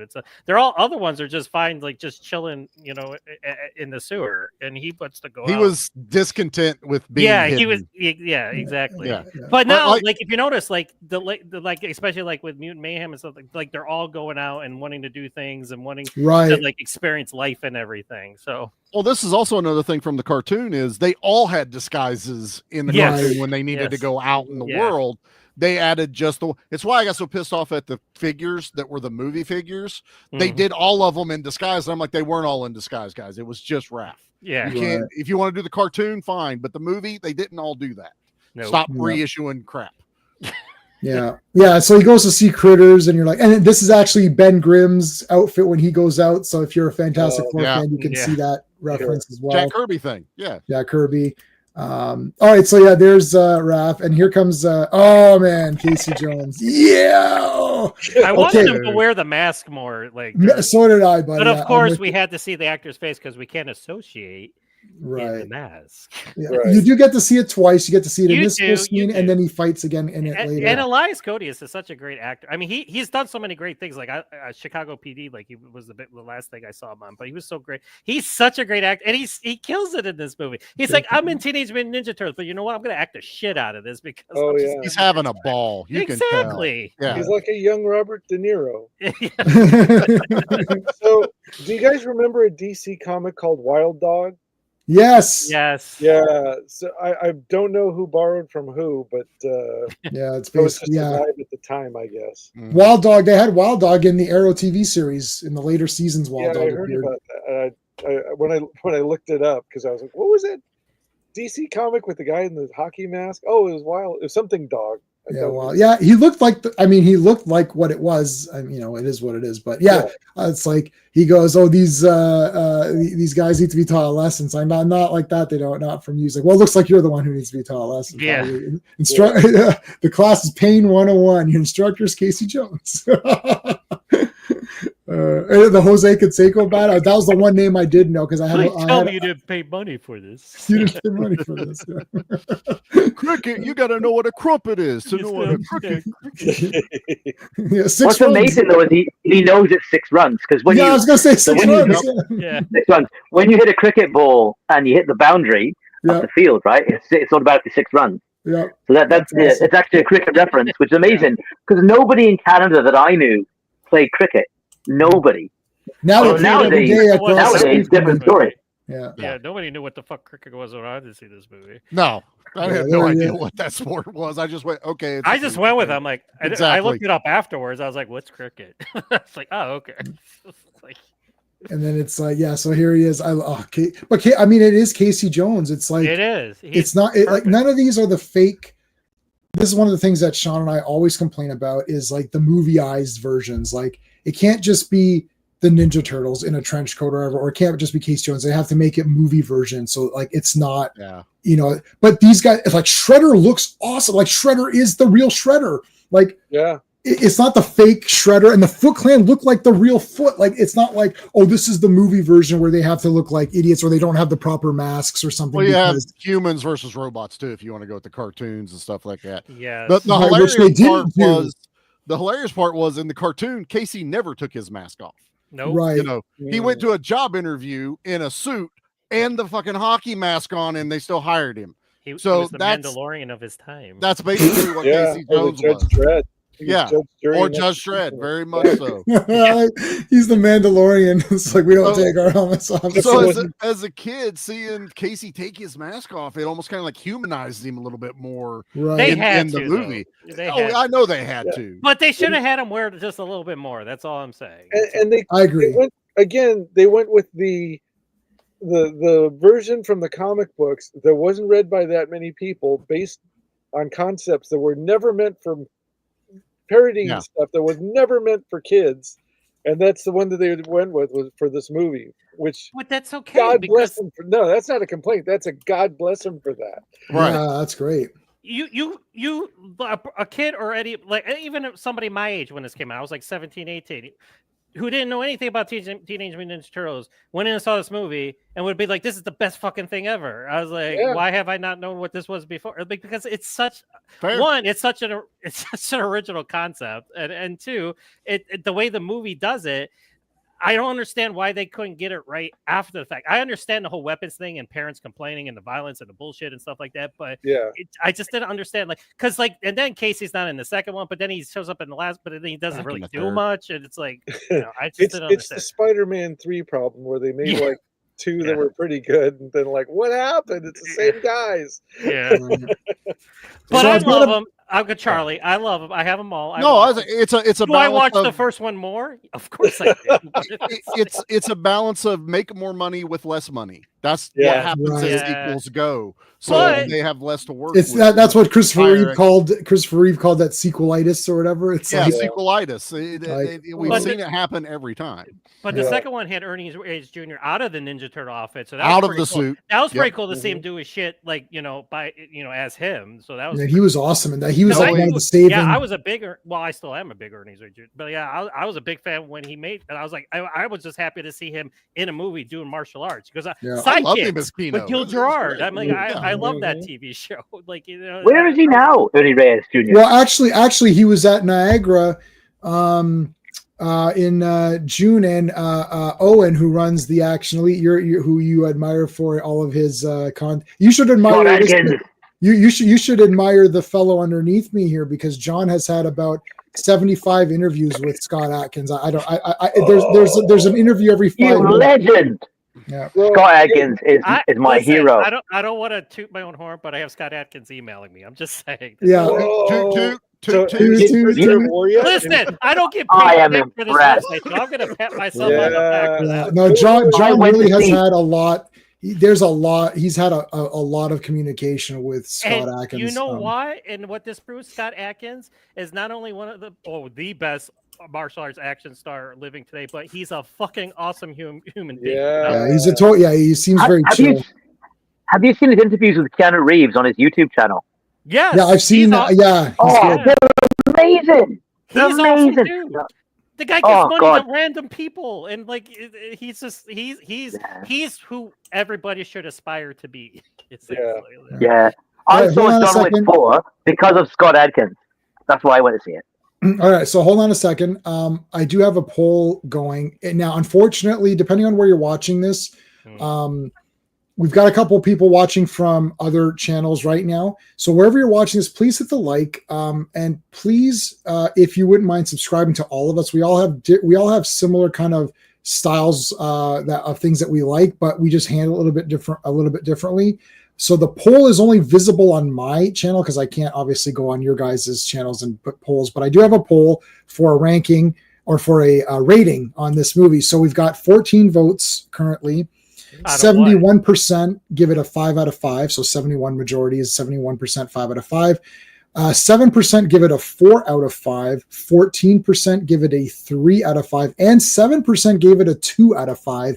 And I can only have 4 options, and I assume nobody would give it a 1 out of 5. So someone out there gave it a 2 out of 5. I'd love to hear, because this panel, and we this is one of the things that we try to do on Circle of Iron, is that because we have such a diverse panel, I don't mean diverse as in the way people use it in the wrong way. I mean diverse as in we have different people from different walks of life who all like the same thing and approach it a different way. That's the diversity of it. So we've got guys who are there from day one with comics. We've got guys who are there from day one with cartoons. We got guys that were there from year 2, comics, year 2 cartoon, right? So we all have different, and we're all different ages, so we can bring something unique to this discussion. And that's what diversity is actually about, coming together to share things that you love from different points of view. Anywho, so please make sure you're subscribed to everybody. I've been throwing links up. They're all in the chat. I'm going to throw a few more up again. So kindly make sure you guys have checked everybody out. Sean is not here, but we're going to give his link out anyways, because that's just how it goes. That's just to prove that I'm the nicest person in the universe. That's the evidence right there. You're also the smartest. I'm also the smart. Well, I don't say that. That's He-Man. He-Man says that. And listen, it's got to be right then, right? It's got to be, of course. Mm-hmm. Like, I mean, it's just so obvious. Like, if He-Man says, when have you ever disagreed with He-Man? Never. Never. It's exactly so. So we got Danny introduced here, who is the son of April. So Charles Pennington is the is April's boss. Channel 3, not Channel 6. That that's just whatever. I did notice that as a kid. I was like, hey, it's not Channel 6. So it's Channel 3 News. He is her boss. Now, the way that they've connected this story is very good, because she is really putting pressure on the mayor, on the chief of police, to find out what's going on with all of these crazy robberies that have been split-second timing, coordinated, either like just purse snatching from small little crimes like that to big warehouses being stolen. All this stuff is being stolen very quickly by this silent crime. They call it the silent crime wave. Yep. And she's trying to figure out what's going on. And she's been hearing, this is cool, a lot of Japanese Americans have been saying, oh, this reminds me of similar style things that were going on in Japan. And you're like, well, yeah, that's from Shredder, who is Oroko Saki, and the Foot, right, and all of that stuff. And what's really cool is that they're recruiting the youth and they're saying, oh, your parents are trash. They don't care about you. We care about you. We're your family. And this kid, this is Danny, who is the son of the boss of April. He's involved in the gang. And what's great is, firstly, he steals money from her, which later on he returns, which is really cool. But he gets involved in the gang. And that's the link to finding the turtles. He actually is the one who causes April's apartment and her father's antique shop to be utterly destroyed, and almost the death of Raphael. So the kid effed up. But like the way that they've tied that together to not be that random, because the turtles are heroes in the sense that they are going out to try to help people as best as they can. But then it becomes personal real quick when Splinter's taken by one of the Foot, who follows them back. And again, that's through April's involvement. So they really this is a 90-minute movie. We haven't talked about this. This is a 90-minute movie that has a super tight script. Yep. There's not one scene that needs to be deleted. I mean, you could always add more fighting. I'm always an advocate for adding more fights, but the fights that we get are satisfying. There's enough of them. Pacing is I mean, if I was grading each section of my space in 10s, pacing is 10 out of 10. Like 100%. absolutely. Yeah. Turtles introduced, story, April, right? And April's not a damsel. No. They managed to not make her they made her in the beginning because she's attacked by muggers at night. Well, yeah, any one of us would get nailed by that. It wasn't because she's the girl character.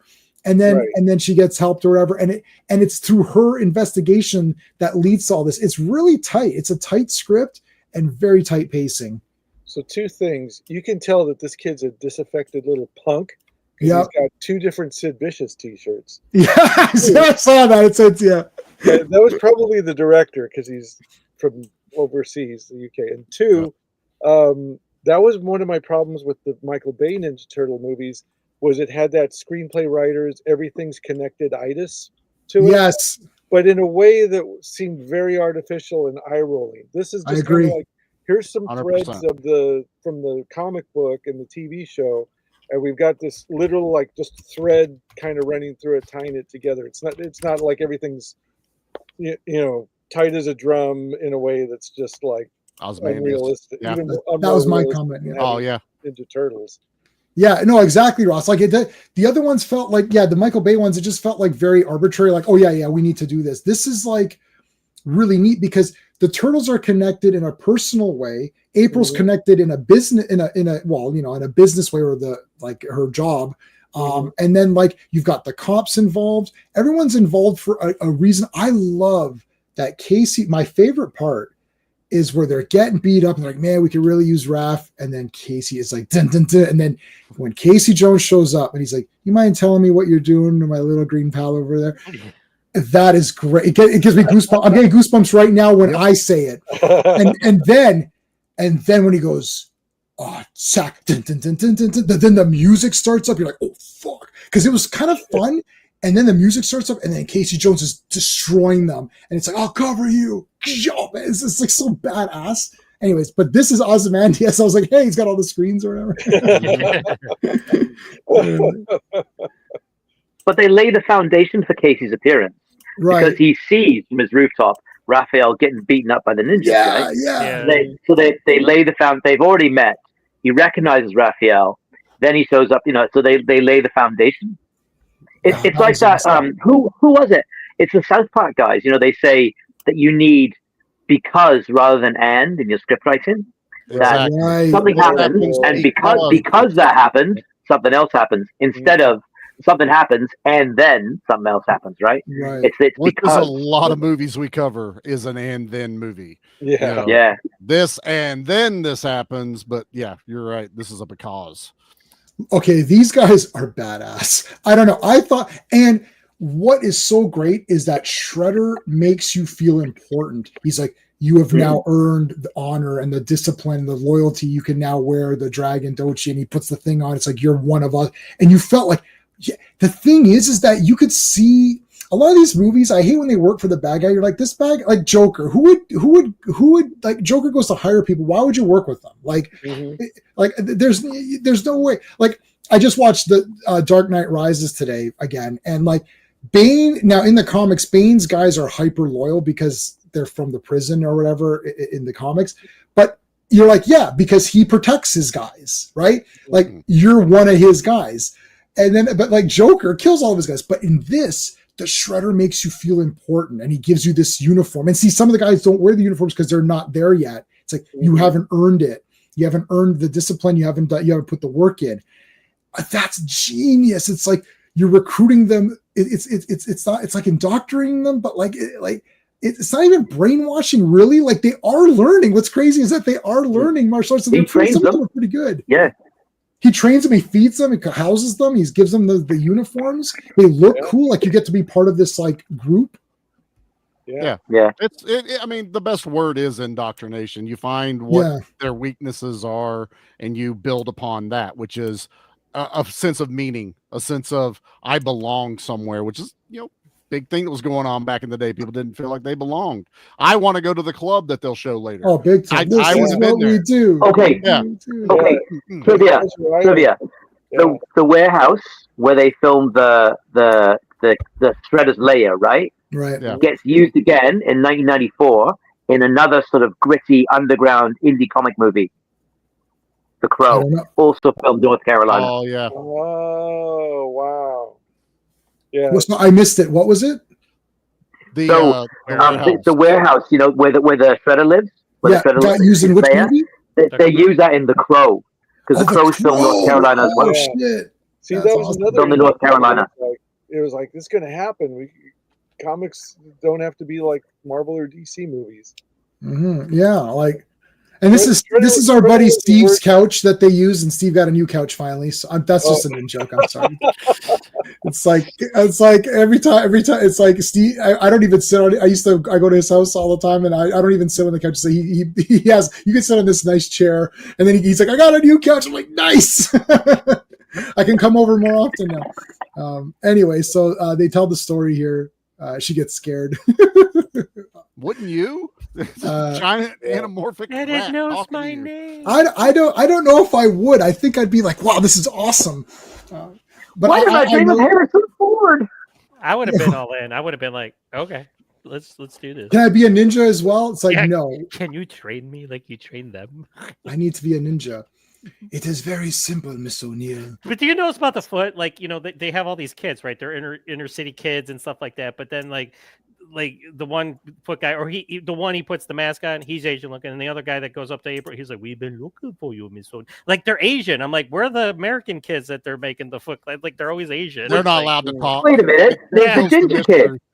There's the ginger kid who's beating everyone up in the dojo. There's the ginger kid. Yeah, he's one of the ninjas. They got a couple in there. A couple, but the guy who talked, but they're not allowed to talk. They got to be only the That's Asians right. Yeah, John, because it was the 90s. They weren't going to get in trouble for talking like that, and they weren't. Four baby turtles.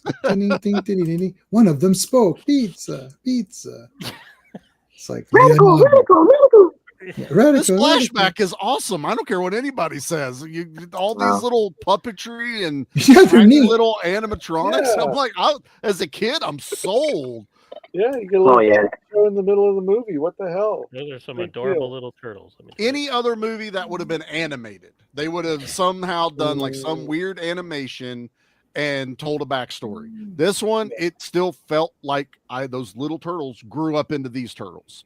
It worked. And also, if you pay attention, the little turtles look a whole lot more like the comic, the original.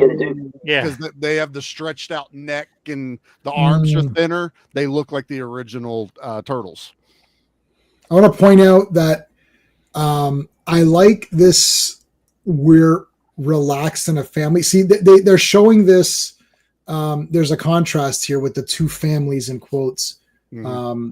With the Shredder's family. And you see they're all here sitting together, relaxed. Even Raph, who is I'm kind of the complainer. They're all together. You could see that they're fun. Like, Donnie probably always sits in that chair. Leo wants to do it the Japanese way, and he's sitting all, and Raph's got his feet up, like each guy, and he's got his sword he's got his sai in his hand. He likes having it in his hand and picking his teeth with it. It's like he likes having the weapons. He got it back. So he's holding on to the one he got back from He got April. it back.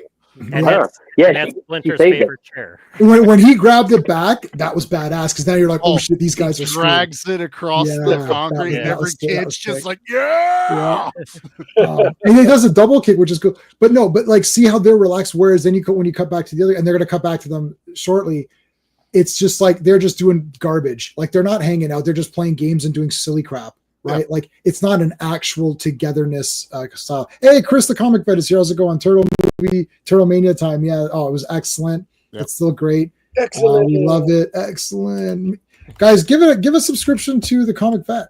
This is Chris. He's a good guy. He does a live show every Wednesday, where you get to show all the comics that you bought for that week. It's called Show Us What You Got. Easy to remember that. He's also him and his partner Rob. Buddy Rob, I said that weird. They do a show on Saturdays where it's called Only Slabs, and they show literally only slabs. See, I don't name anything normal. I gotta name it some weird ass thing like Circle of Iron. What does that mean? Well, tune in and find out what it means. He just calls the show what it actually is. Like, so that's why he has more subscribers than I do. All right. Okay, so let's continue on. Okay, so this is great that she offers them pizza. Let's go for it. That was funny. It's like, oh, stick bugs, worms, flies, the regular stuff. Love they messed with her. That was funny. Now they're doing all of the impressions, Bogart and Stallone. You dirty rat. Ooh, dirty rat. Yeah, that's not actually like he's doing all the impressions, which is like what he would be doing, which is not exactly what they were, but like Adrian, which is great. He does the Stallone, and then she makes a joke, and they kind of are like they didn't get it. All right, so they come back home. This is a great shot where they spin around here. It's like no, right? Because Splinter's gone. It's like oh. So they're like Splinter, and they're like, she's like, what happened? Like, what the shit? So Splinter's been taken. Now it's personal. Emotion on puppet heads. Yeah, that was well done. Right there. Also, Jim Henson. the body acting for the guys in those suits too, not just for the fighting, but even when he's doing the impressions, he's doing like the body language and all that. Yeah. Oh yeah. Everybody like really pitched in to make these guys as real as they could be. It's just these shots like this right here, man. This what is makes great. this movie timeless. I mean, this is just perfect. Yeah. They're all sad. They actually, Donnie, in the very, very beginning, Donatello and Michelangelo had that mini conversation where Donatello tried to bring it up, and he's like, "Oh, did you ever think about what it would be like not having him?" And Michelangelo, the way that they did this was great. He looked and heard what he said and acknowledged it, and then he's like, "Oh, the pizza dude's got 30 cents." Like he didn't want to talk about it. Yeah, he was able to gloss over it, and that comes up later. If anyone's ever seen the deleted scenes, that they dug deeper into Mikey in the movie being way more emotional than they portray him in the theatrical cut, and he would be. I got that anyway. He cries like. So like I got that anyways, just because like, and then one other thing. Okay, we'll get to it. I'll mention it, but no, good point. Yeah, that's a good point. Okay, so the turtles vanish, which is great. They still have their ninja techniques. Yep. And then her I have to say her bathtub ring was unsightly. It looked pretty bad. Yeah. I'm like, April, really? It's only because I do the bathtub and I use scrubbing bubbles. I don't understand why they don't. It's so easy. No. Scrubbing bubbles, a New York apartment, man. There's no scrubbing bubbles on the planet. I probably don't get paid anywhere near she does, but my bathtub looks way better than that does. Yeah, this looks brutal, right? Anyways, oh my gosh, she did have bubbles there. Did you see? She had a thing there. Look, she had Mr. Bubble. Clean it. Product placement.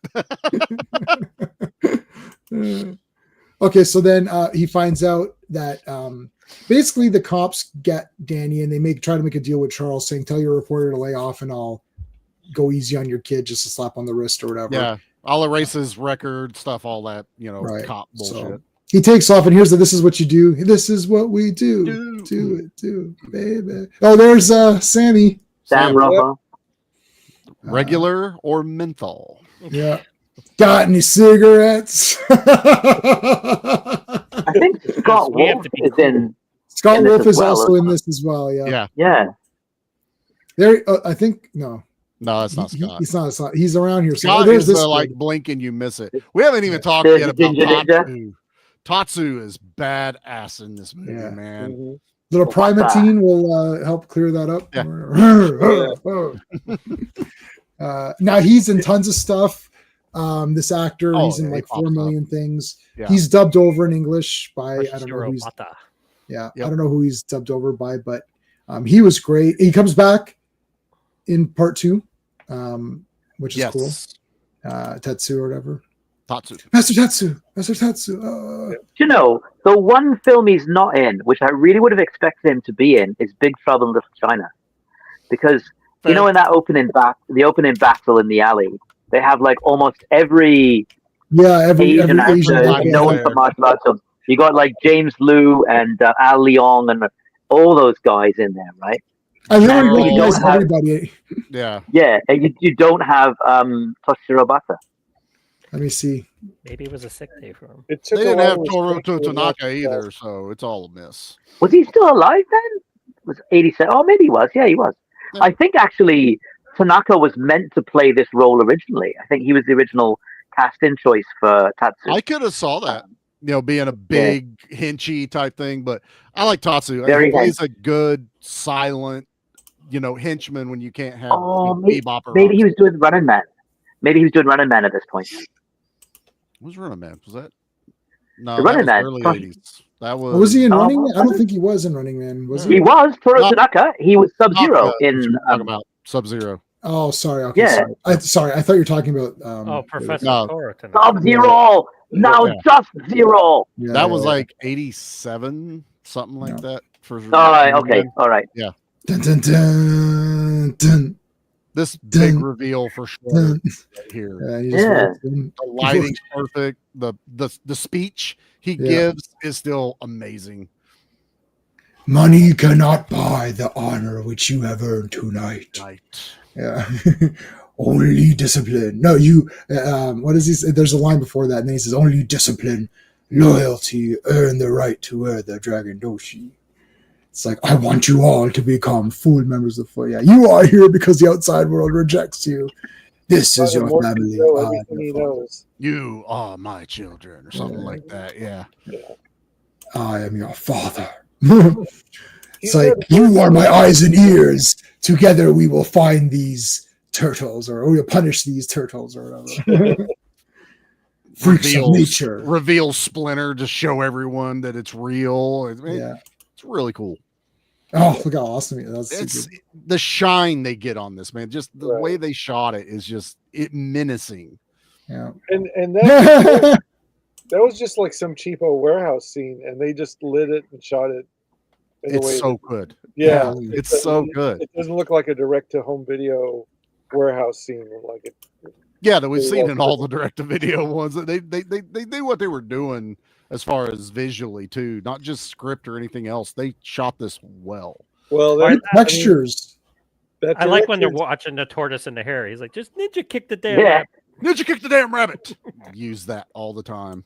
What did Steve Barron go on to direct after this? He made some Anybody other. I think he did another Jim Henson production. Let's He see. did some other movies, but like his music video career is just like Yeah. jaw dropping. Did he get involved with I like said, the "Take on me." storyteller? Was it the storyteller that he did a couple of episodes Oh, on? right. Yeah, every He directed Coneheads. Okay, Really? Coneheads. I like Coneheads. That movie's fun. that was probably his last movie. No, he directed Supervised, 2019 superhero comedy film. Supervised. Hmm. And then he directed in 2006 Choking Man. It's a drama. Rat. Leave it. Oh my gosh, some weird movies. Except for Coneheads, I don't know the other ones. So he wrote We a don't bio- need you. he wrote Good. an autobiography, so y'all can order that and just only read the Ninja Turtle chapter. So That's right. Nothing And wrong they're with eating. that. They're eating all the junk food. It's like fight, Pork fight. rind? Yeah, kitchen, Pork rind. kitchen. Pork rind. Yeah, pork rind. All right. All right. So here's where Can't pick Casey. up a bag of them without saying that line. You know, I mean, it's like anytime I pick up a bag of pork rinds. Pork rind. This is very funny though. Yeah. Them watching it is funny Ninja kick the damn rabbit. because they're so pissed off with the turtles piss performance in here. He's not You're letting- representing. Yeah, you're letting them go right by you. Come on, Ninja kick the damn rabbit. Well, then they had Usagi Yojimbo. Yep. Yeah. yeah, So they right, and he's a samurai, not a ninja. So the ninja versus samurai. One of the few that had a successful like spin-off from all that stuff with the Ninja Turtles doing the Usagi stories. He's awesome. Yeah. Oh, I like this. It's like, how you guys expect to beat me? And then there's a shit ton. He's like, good answer. Answer. Good answer. Good answer. Yeah. Now he lost both side here because they threw him off the side. Yeah. I remember being slightly not disturbed. Maybe that's not the right word, but I was definitely like, oh, like when they beat the living crap out of him, I was like, oh shit. And then when Splinter is bleeding and then Shredder comes and punches the crap out of him, and he's like, "What are these freaks? How can they fight like this?" And I'm like, holy shit, what the hell? Like Shredder was, the thing is, I thought Shredder was, look, let's face it, he looked cool in the cartoon, but I thought he was lame. I'm like, he's just lame to me. But in this movie, that was Saturday like, morning rules. The cartoons had rules Yeah. that get even put on air. So that's not fair because they had to kind of dumb him down a little. But it was too late, and he wasn't a skull guy like Skeletor. But like in this movie, I was like, holy crap, Shredder's the damn best. He's a proper villain. Yeah. I was sad that Casey Jones. I was like, no, don't crush me. He's got to come back. He's so awesome here. Also shocking for a kids movie. Yeah, he crushed him. Yeah, but it was like, in Casey's defense, it was a total accident. He said, he even said, he's like, whoops, and he fell. Whoops. Could have happened to anyone. Could happen to anyone. Could exactly. So now here they're playing the jokes on each other with the. Oh yeah, this is great. What, he'll be probably dropping in any minute now. Yeah. Wow. And I thought insurance salesmen were pushy. Yeah. A fellow chucker, eh? This whole scene is gone in the well, I don't know if it was in the UK version. It's definitely gone in the German version. I was researching a little bit. This entire thing is cut. Really? Like this is an iconic scene for what we grew up with. Yeah, like how many of us have hurt ourselves trying to recreate that scene? I know I've hit myself in the head with Muntaku trying to recreate some of those moves many times. I've only broken the light. That's you know.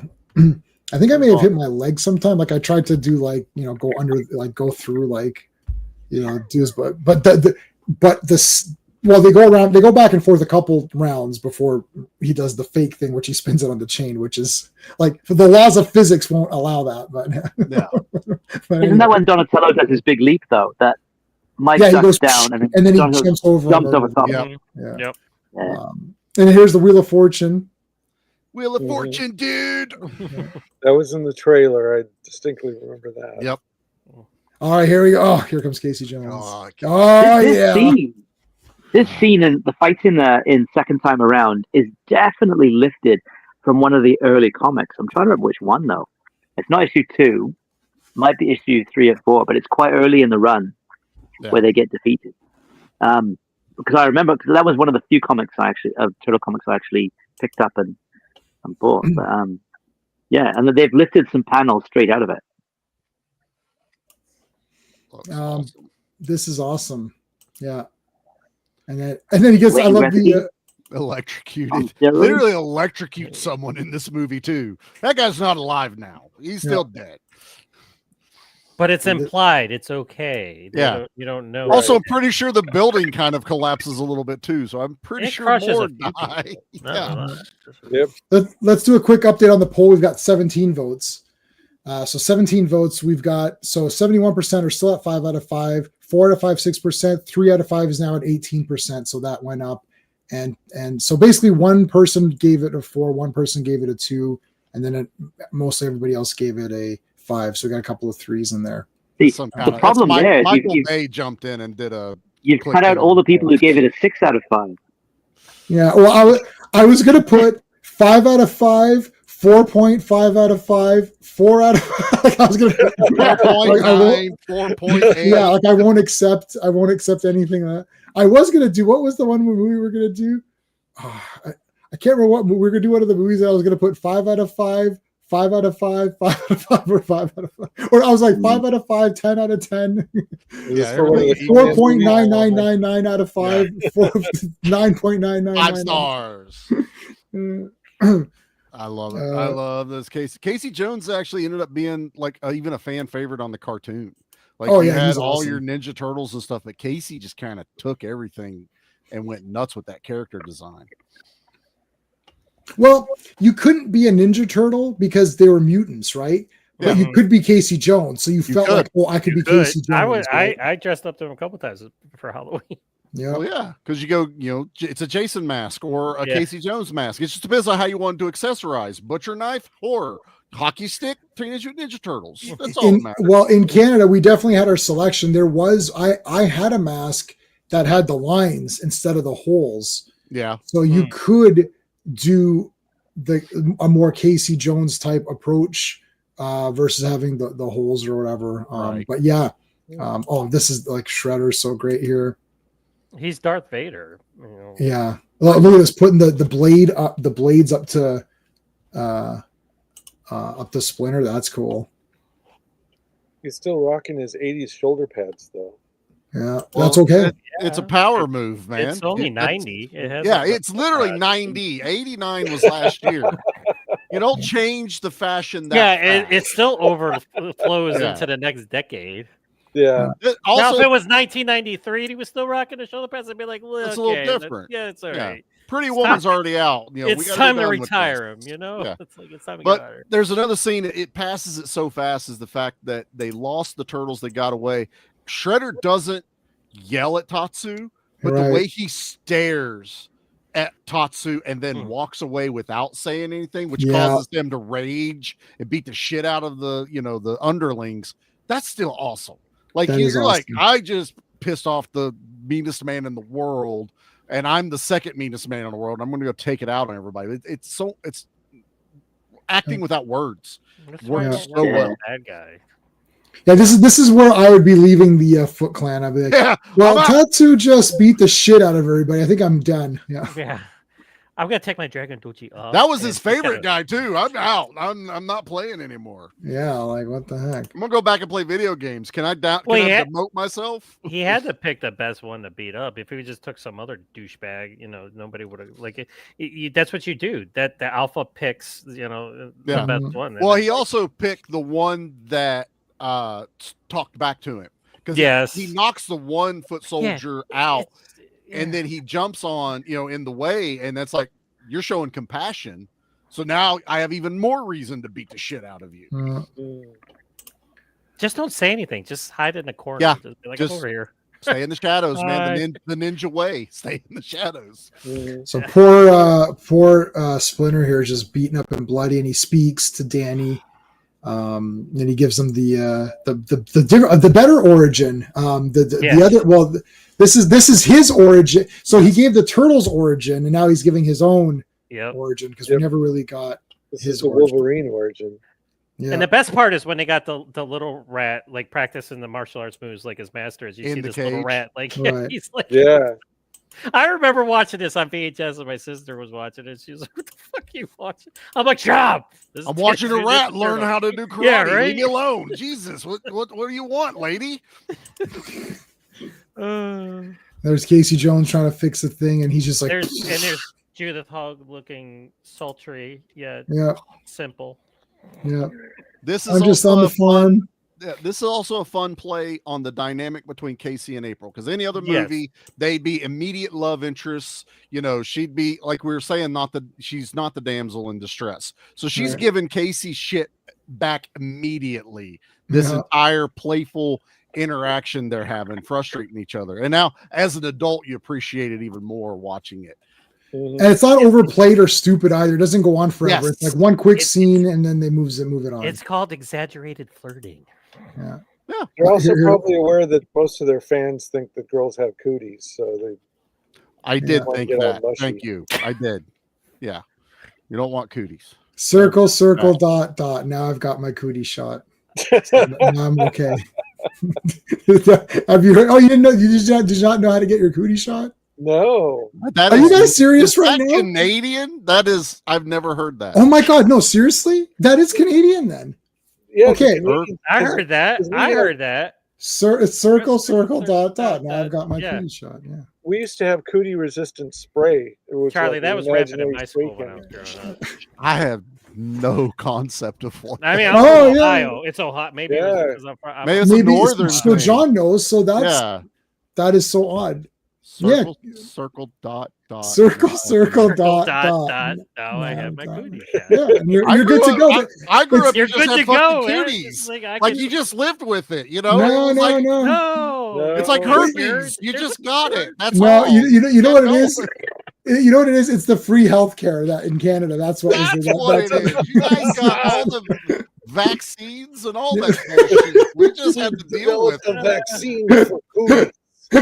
Yeah, because I went there, I was like, doctor, I think I like girls, but they have cooties. He's like, let me help you out, buddy. Let me help I'm you pretty out. sure when I got my marriage license, they ask you if you have any diseases. I was like, cooties, obviously. I've got cootie. I think I've got them. I might.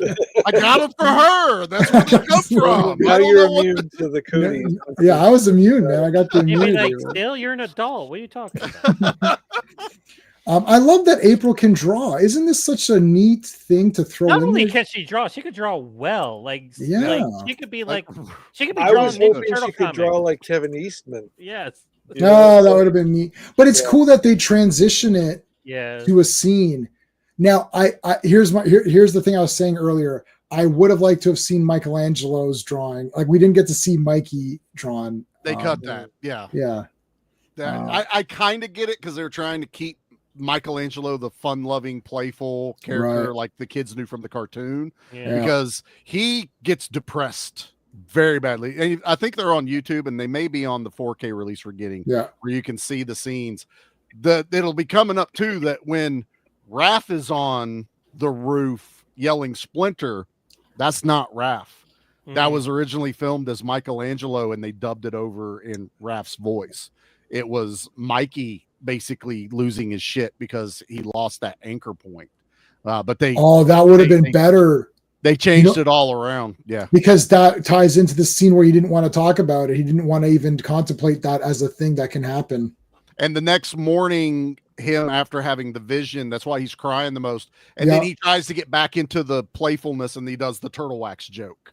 So that's kind of like the moment everyone knew he was okay, because he hadn't been cracking jokes the whole time. Oh, that's great. You really have to watch everything around those scenes now when you find that out. Yeah, there's I don't know how I'm going to freeze frame it, but it's going to be next to impossible. But yeah, there's a shot where we see Raphael, or we see Michelangelo. He's looking down depressed, and he's kicking and just walking off, I think.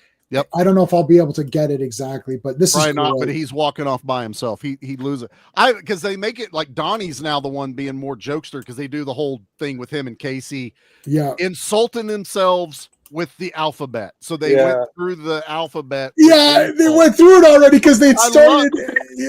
What letter are we on? Is it called Gag Face? He's like Gag Face for G. Yeah, because when the scene starts, they were already on Z and all of that, right? Like they were already doing that, and then they started with A. He's like, we are whose brain? 90s sounding insults ever. Oh, it totally is.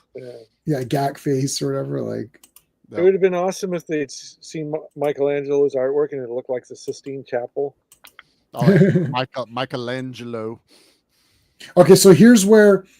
Okay, can we feel? You're a hair away. There was the Mikey. The Kodak moment. Yeah, that actually, if you look close, so that's the one where he opened his mouth. But the Mikey one, you can almost see his nunchucks in his belt in the back when he's standing on the roof. We just went that. I don't know if we're going to hit it again. We'll never hit. We'll never hit it. Yeah, it's just not going to happen. Okay, that's fine. So that's the training. That's right. I love the hat. The cowboy hat. Yeah. Because he's in the country, man. He's got to be wearing the hat. Chopping carrots with the canal. Okay, that's Charlie. I'm with you on this one. I had the same in the theater. Me and my buddy Vic were like, "What? He's using the thing? That's so cool." It's like, oh, that is awesome. Well, and it's also because they play off it slices, it dices, it makes julienne fries, and now he's actually making chopped. But that's what he would do. That's what Casey Jones would do. 100%. He would take a katana and cut vegetables with it. Yeah. So which is more badass, cutting carrots with a katana or slicing your pizza with scissors? Oh, the scissors and Cobra. The scissors, because it's just odd. The scissors are random. The scissors were still random, odd, and awesome all at once. That has to be the most asked question Stallone has ever gotten, and I don't know if he's ever actually answered it. It's just and what the pre-shells do. I don't want an answer. I don't want to know why he does that. I don't need to know. He just does it. Cobra is the best parody of action films ever made. I think that Stallone intentionally made it over the top and insane in so many ways, because he was parodying the tropes of 80s action films. That's Right. just my take. No one agrees with me, No, it's- but I mean, I I can can live see with that. I would see it more had he not done Tango and Cash After, which is Yeah. literally a parody of every action movie that came out. Oh, But I can see it. It's hyper visualized in Cobra. Yeah, for sure. I legitimately like when we talked about this already on the Yeah, we did. actually Cobra. War Room segment a while back, but I love Cobra. I think it's like 10 out of 10. I think it's like pretty damn awesome. Like I don't know, Oh hell, absolutely. like yeah. Go ahead, John. I wouldn't say like I'm not disagreeing with you. I'm just I didn't take it as a parody. I just took it as a hybrid of Stallone making an action meets slasher and merging them together. And I mean, there is over the top moments in it, but at the same time, I thought it was, and like if we got the version that they were, the version we'll never see, I think that's even better. Or would have been better, like in terms of experiencing that stuff. Sexy time with the massage. Here's the massage. His fingertips Listen. get real low. Okay.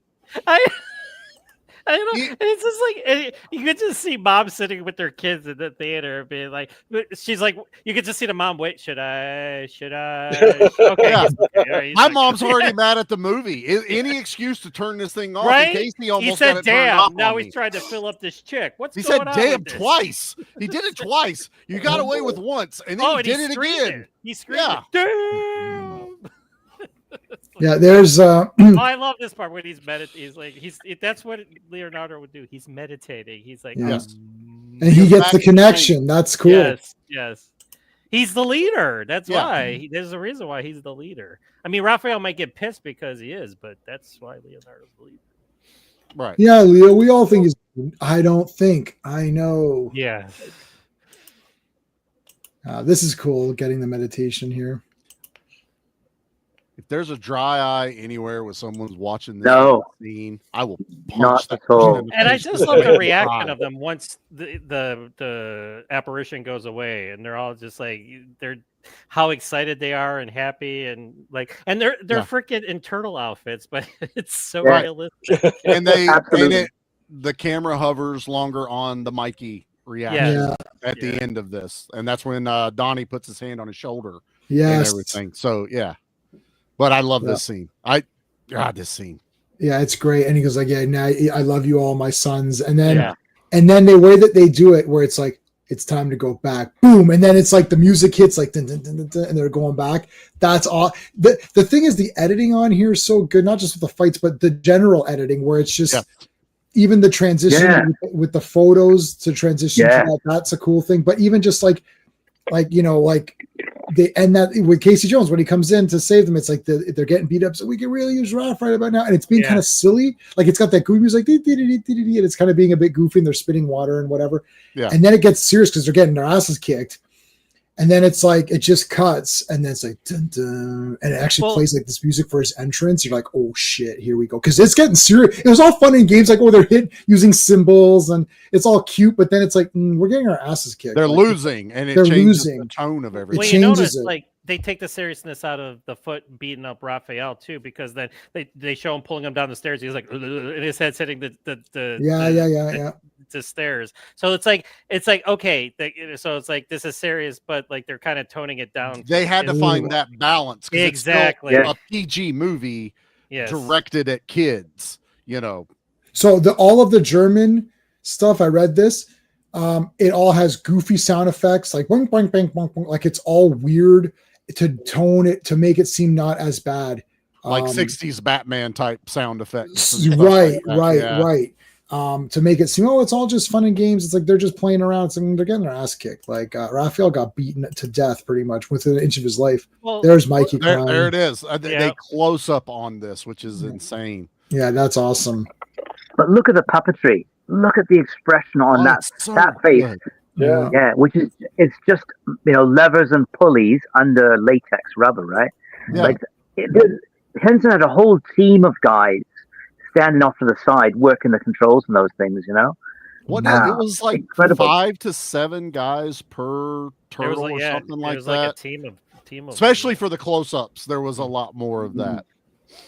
Here's the scene where he talks about his professional hockey career or whatever. It's like, I could have been professional. I could have been somebody.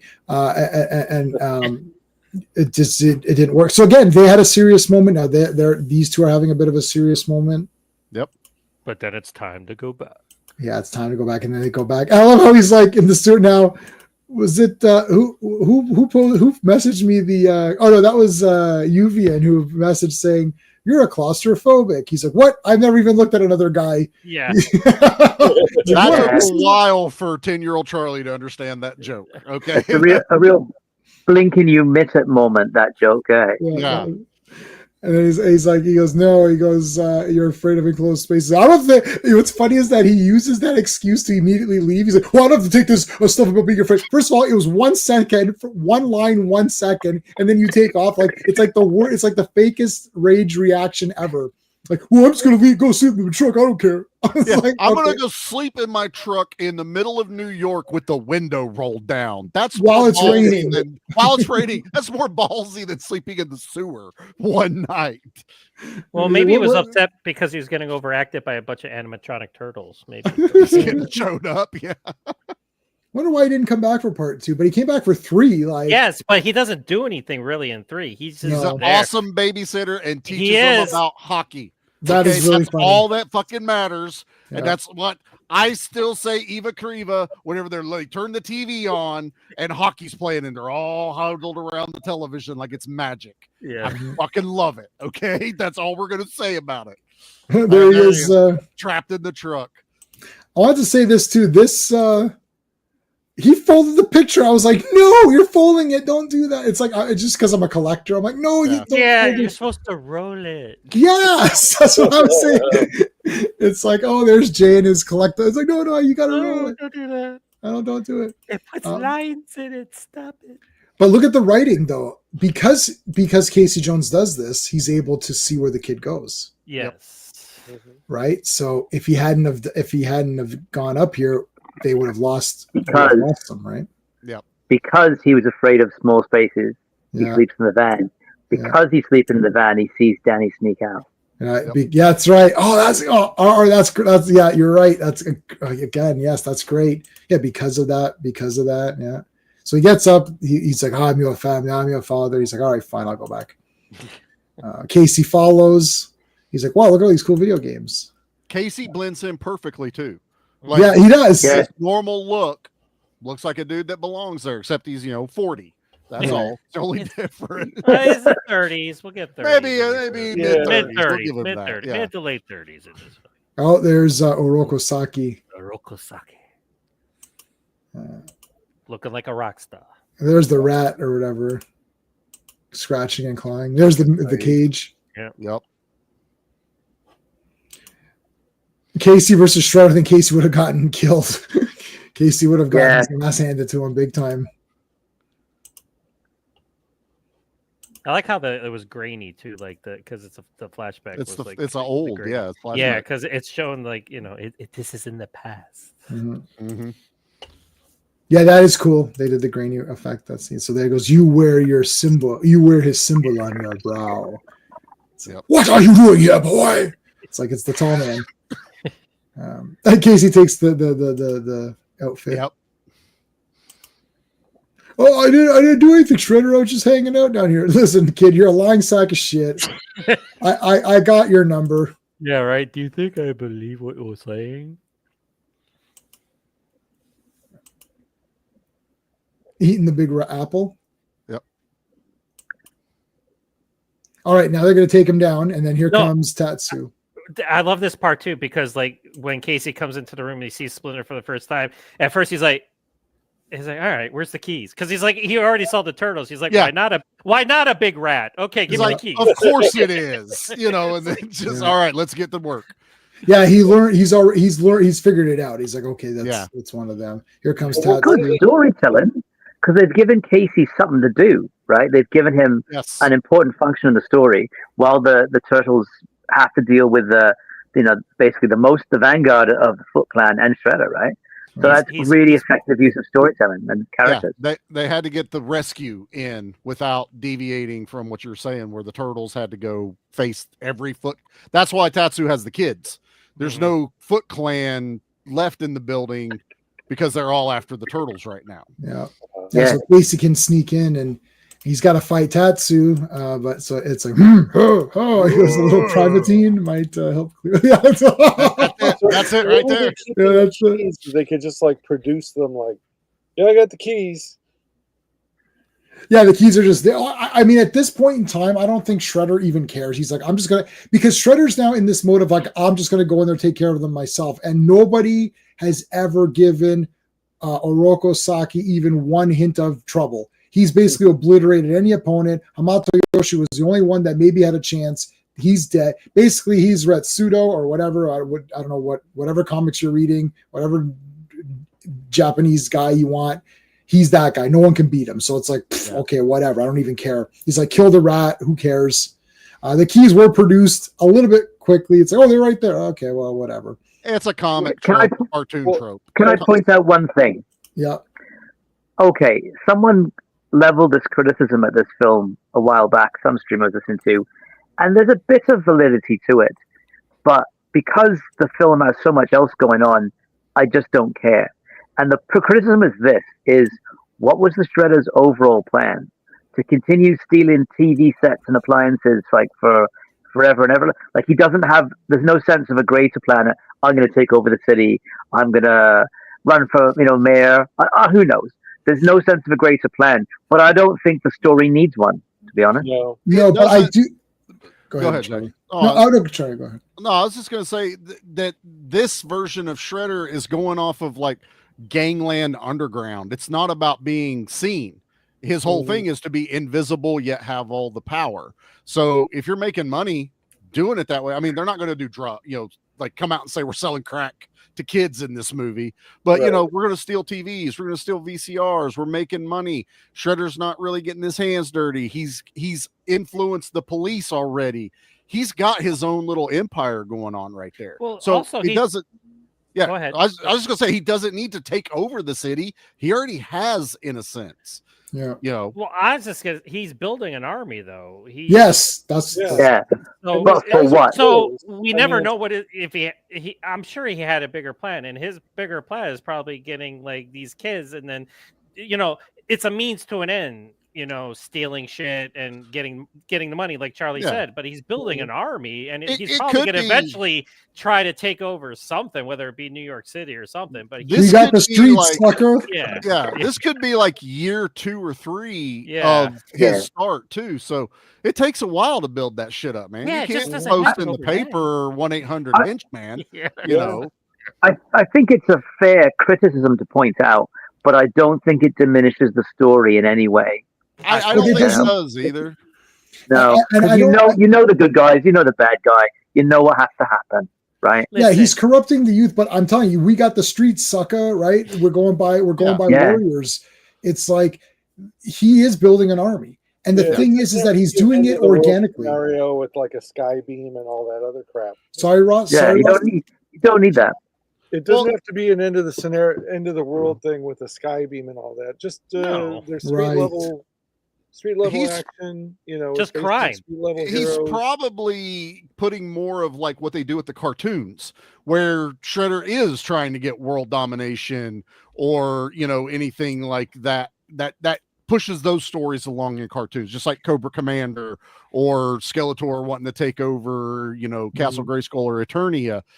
If you're putting that kind of storyline on it, okay, I can go with it. But the movie is, while there's still turtles and rats and everything else there, it's still a very realism based storyline going on here, and he's using these kids like to make him to better himself. Like he feels like he's forming this army, he's getting these kids and everything, and he's like in his warped sense, like because what happened to him in the past, he's doing it to build himself up because he's like, I'm in charge. These might be just freaking local street thugs and shit, but I'm in control, So and ultimately they're throwaways to him. Yeah, he gives them that big speech about you're part of this family, right? They don't care. There's a reason they all look the same, And here's the real speech where he says the Shredder uses you. He poisons your mind to obtain that which he desires. And they're all cares nothing for you or the people you hurt, right? And they're like, damn. But then they're like, we're a fit. But the guy does look. The guy, okay, you know what the other thing is? The guy does question it. Sam Rockwell does question Yes. it, because I like that. I hate when there's got to be pushback. It's people. You don't just say it and walk away. He says, no, the Shredders, we're a family, right? Yes. And then Casey Jones, like, you're calling call that this down family? here. Look at all this Yeah. crap. Like, this Yeah. is your family. Like, come on, it's stupid.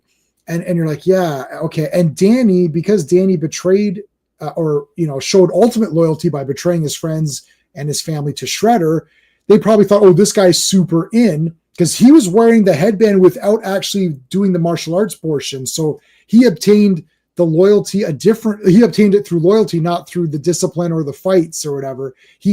So they're like, this kid, is pretty up there. And he's like, yeah, I'm done with this. So they're like, well, he's leaving. Maybe this isn't that cool, right?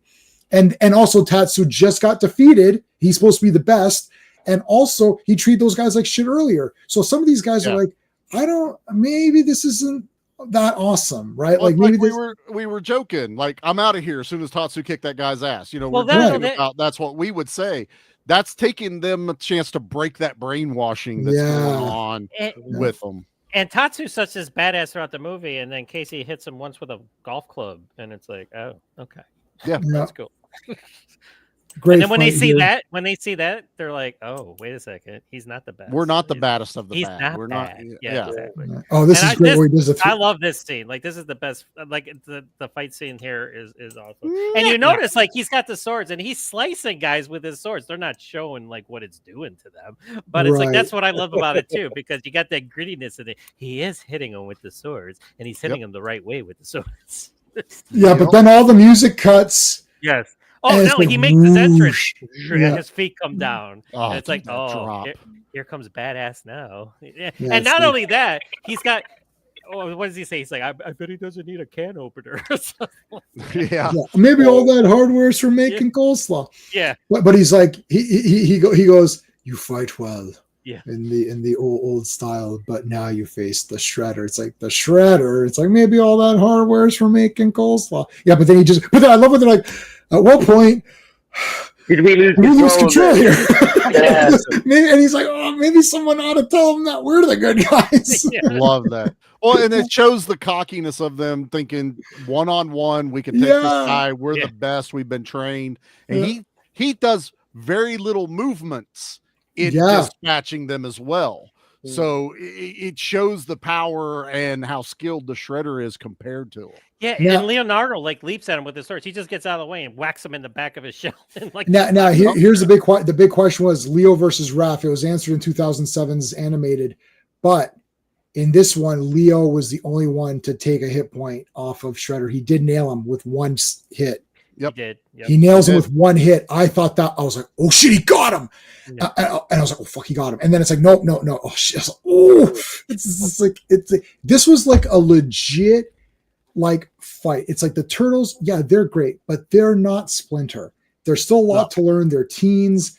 Yeah. And yes, they're fighting other teens. So it's teens versus teens, the four of them with their superior strength, right? With being the mutations and their superior training, the quantity and the quality of the training versus the training that they got, they can destroy the foot.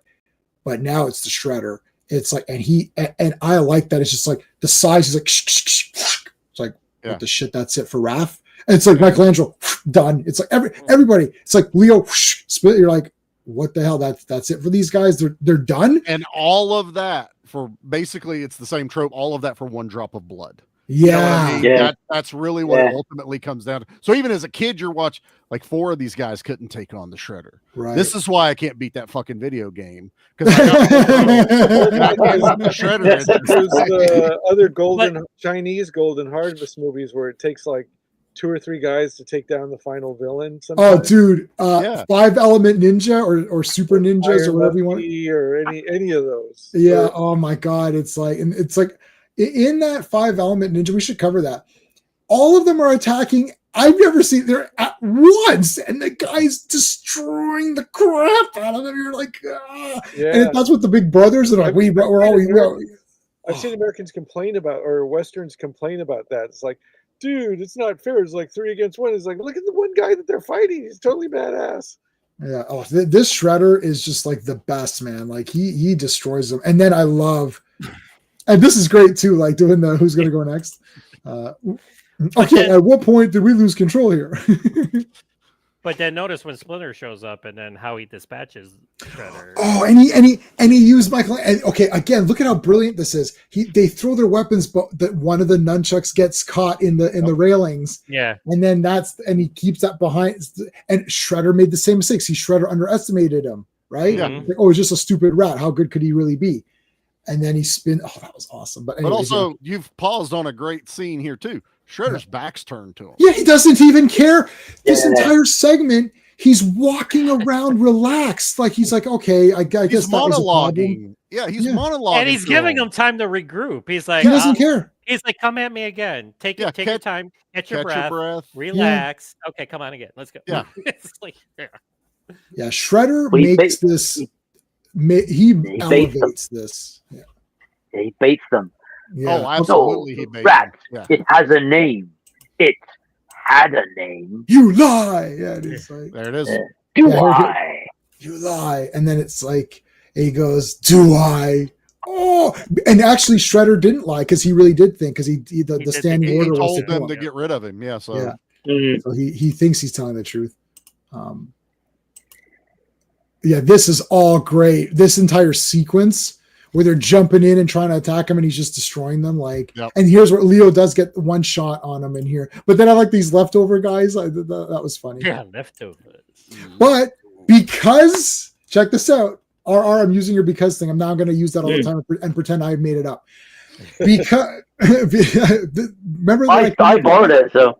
Okay, yeah. Remember when I created? I'm gonna Stan Lee it. Remember when I created the because thing? So no, because there's leftovers. Casey Jones takes the truck, knocks over, but because he took the truck and got into position, right? Shredder can fall into, and because Shredder fell into it, right? So it's all of that stuff happens. That is awesome. He goes and knocks them over. That's funny. Here they are. Writing. Yeah. Okay. Here we go. The nunchucks right there. We got to see that. Yep. He just made them throw the weapons. Throw your weapons. Raph he throws it and he doesn't know what to do with his hands either. At that moment, his hands are just like, I don't know what I'm supposed to do right now. They're so frustrated. Again, the suit actors, animatronics, all that, they're frustrated, and you can see it's like shit. We got screwed here. Yeah, we don't know what to do. The body language. Hey. Yeah. There's nothing worse than realizing you're not as good as you thought you were. Yeah. Let me see if I can try to freeze frame to where that was. Yeah, there you go. So in if the you're looking at martial artists, how did they work around the nunchucks, which play a really important? So some of them, I think, because the nunchucks don't hit anybody in that scene, it's just like they spin around and grab them. I guess they kept that part in. They just tried to limit the use of them. So that scene where the two guys go face to face, that clearly, like literally, you're like, oh, I'm getting nunchucks. Like, I mean, it's like I'm walking. I literally walked out of this theater, and when my mom drove me home, and then I went to my grandfather, I was like, make me these. He's like, okay, and then he did anything I wanted. So he made that scene before you'd seen Enter the Dragon.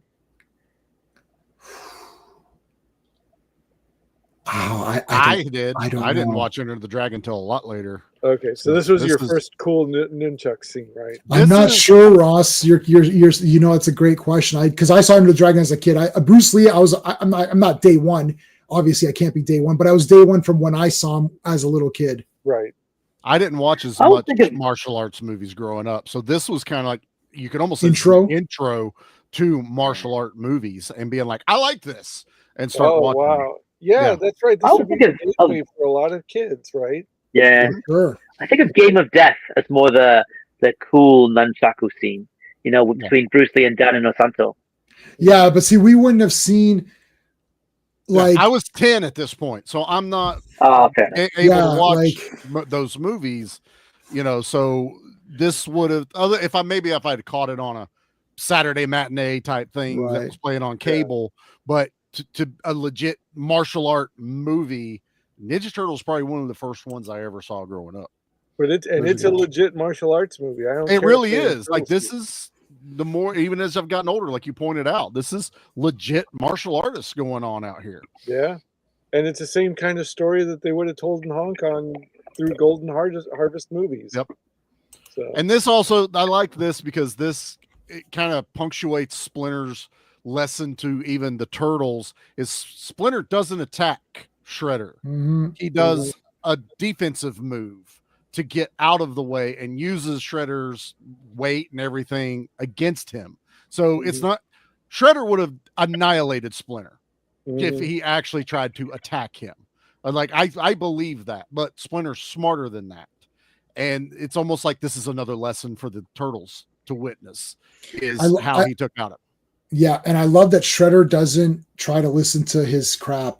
He starts taking her knife. It's like he goes, when you die, it'll be, and he just like, I don't care. You know, it's like, it's very subtle, but like he doesn't care about your little speech that you're saying. He's like, I don't care about you. You don't mean anything, right? You're some stupid rat. And then he tries to, you know, he just tries to get a knife.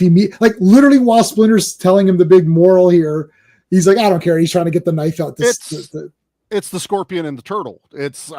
You're holding my life with your hands and I'm going to sting you. Yes. I'm going to hit you with this. Also, Splinter's talking about honor, which is something Shredder has been preaching to his minions this whole time, but it just shows Shredder doesn't care about honor because he has none. Yes. That's right. I agree. That was good. You're right. No, it's a bunch of crap. And he says the Shredder uses you. It's a bunch of garbage. The Shredder doesn't care about anything. It's the last thing Splinter says, and you will die without honor as he falls into the garbage truck. And then he gets crushed. And then he gets crushed accidentally. Yeah. It's a complete accident. It's totally accidental. Yeah. He says, I think the truck was already crushing trash automatically. I Honestly. know. I think Casey tried to stop it. Right. Yes, Casey tried to stop it. Nobody thought so. It didn't happen. Death for laughs. That's right. Death for laughs. That's good. But this is I didn't know this till a lot later. Was they killed Shredder in the first comic? They did kill him. Yeah, they did.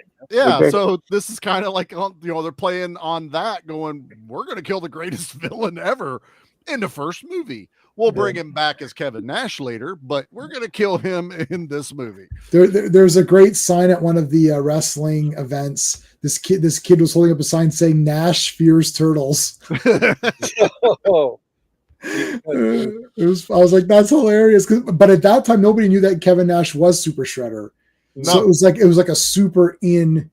Like that was like a super. You had to be joke. reading the credits all the way down and realize there was another tagline for Super Shredder, Kevin, and it might have even been his real name if I'm not mistaken. Yeah, I'd have to watch it again. No, so it doesn't say Kevin Nash. It says something close to it. Yeah, it's his actual name.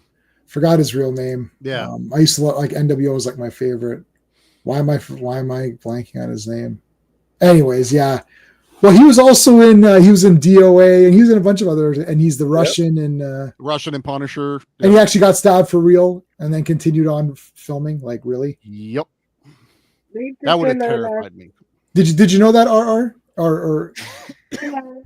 No, I did not. I did not know that. That is a good bit of trivia.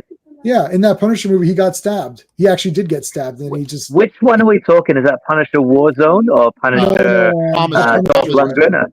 Thomas Jane. Thomas Jane. I have to say that's my least favorite of the Punisher films. Me too. Yes, I agree. I like it. I'm a Punisher fan. I love it. I like it. It's fine. Remember that issue where he walked around with a fake fire hydrant to like pretend the guy was cheating on his wife? Like it's like the dumbest shit ever. It's like just shoot them. Like I don't understand what you're doing. You're not the framer. He hasn't become the full. No. That's the popsicle bit came from the comic though. I know, and those comics all suck. I have those comics. No, those comics suck. That's not the real. That's the fake Punisher. Listen. Charlie will defend number 2 of the Turtles films. I will defend the Punisher to my. The Punisher, but it's. I'll defend it. I like it. It was fun. It's difficult to do. Okay, we should do that. Get Owen to do that Punisher. Bring it on. There's gonna but just to forewarn you, both Sean and I super don't like it. So like you'll be facing me versus Sean is fun because it's like we'll just yell at each other. But if we're together, do you really want both of us yelling? We've been there. We've been there before. Charlie and I are going to be wrapping our hands in wraps and dipping them in. You're gonna go for it. Yeah, that's right. Listen, I'm gonna have caramel and gummy bears and sprinkles. I'm going Charlie. We're gonna smack them together, have it all fly off. That's right. I'm not. And we're gonna be barefoot, so when it hits the ground, we're gonna step on it and be like, "That's."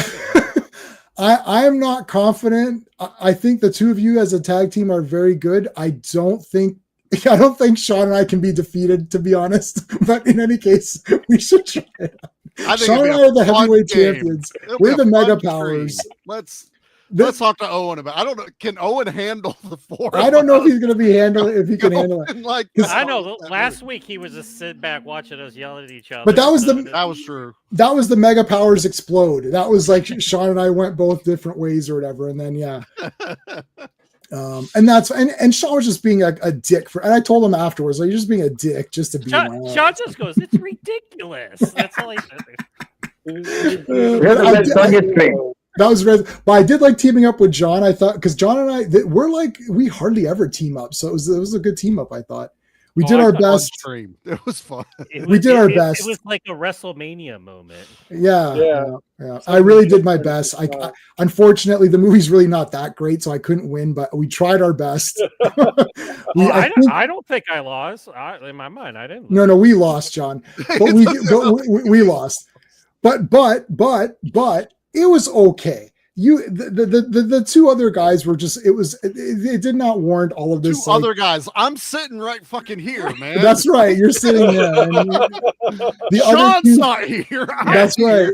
The other two fellows were real mean. That's all it boiled down to. We exposed their mean. They're mean. I, on the other hand, at least this is a film we all agree on. Like, this is a film that we, I think, very, very largely agree on about how enjoyable and also how reasonably well written and performed, because there are no really big name actors in this movie. Nobody. Yeah, not really. Right? No, not really. There's no like top of the movie poster name. Hey, they had Corey Feldman. So. That's true, as the voice. Yeah, in a voice though, right? So you got to think this movie is carried. The story and the characters and the concept carry this film more than the names of the actors, right? So, and it's an independent film. So a bit of trivia, right? Bit of trivia, ready?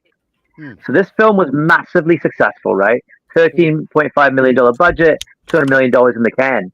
Wasn't distributed by any of the big distributors. There was a little indie distributor who picked this up called FHE. New Line Cinemas. Yeah, I knew that. New Line Cinemas. Who also distributed a little indie movie we all know called Lord of the Rings.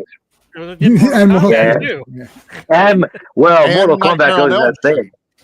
Yep. New Line Cinemas did this one. So I think this movie succeeds because there's no star power in it. If you had somebody who was a big name, it would have took away from what he was doing. I agree with you. I think you're right. I agree with that. The star power are the Ninja Turtles. Yes, like they're the stars. Yes. They're the stars because they were already something out in the public eye and had somewhat of a fan base started. Right. So the star power and the turtle power.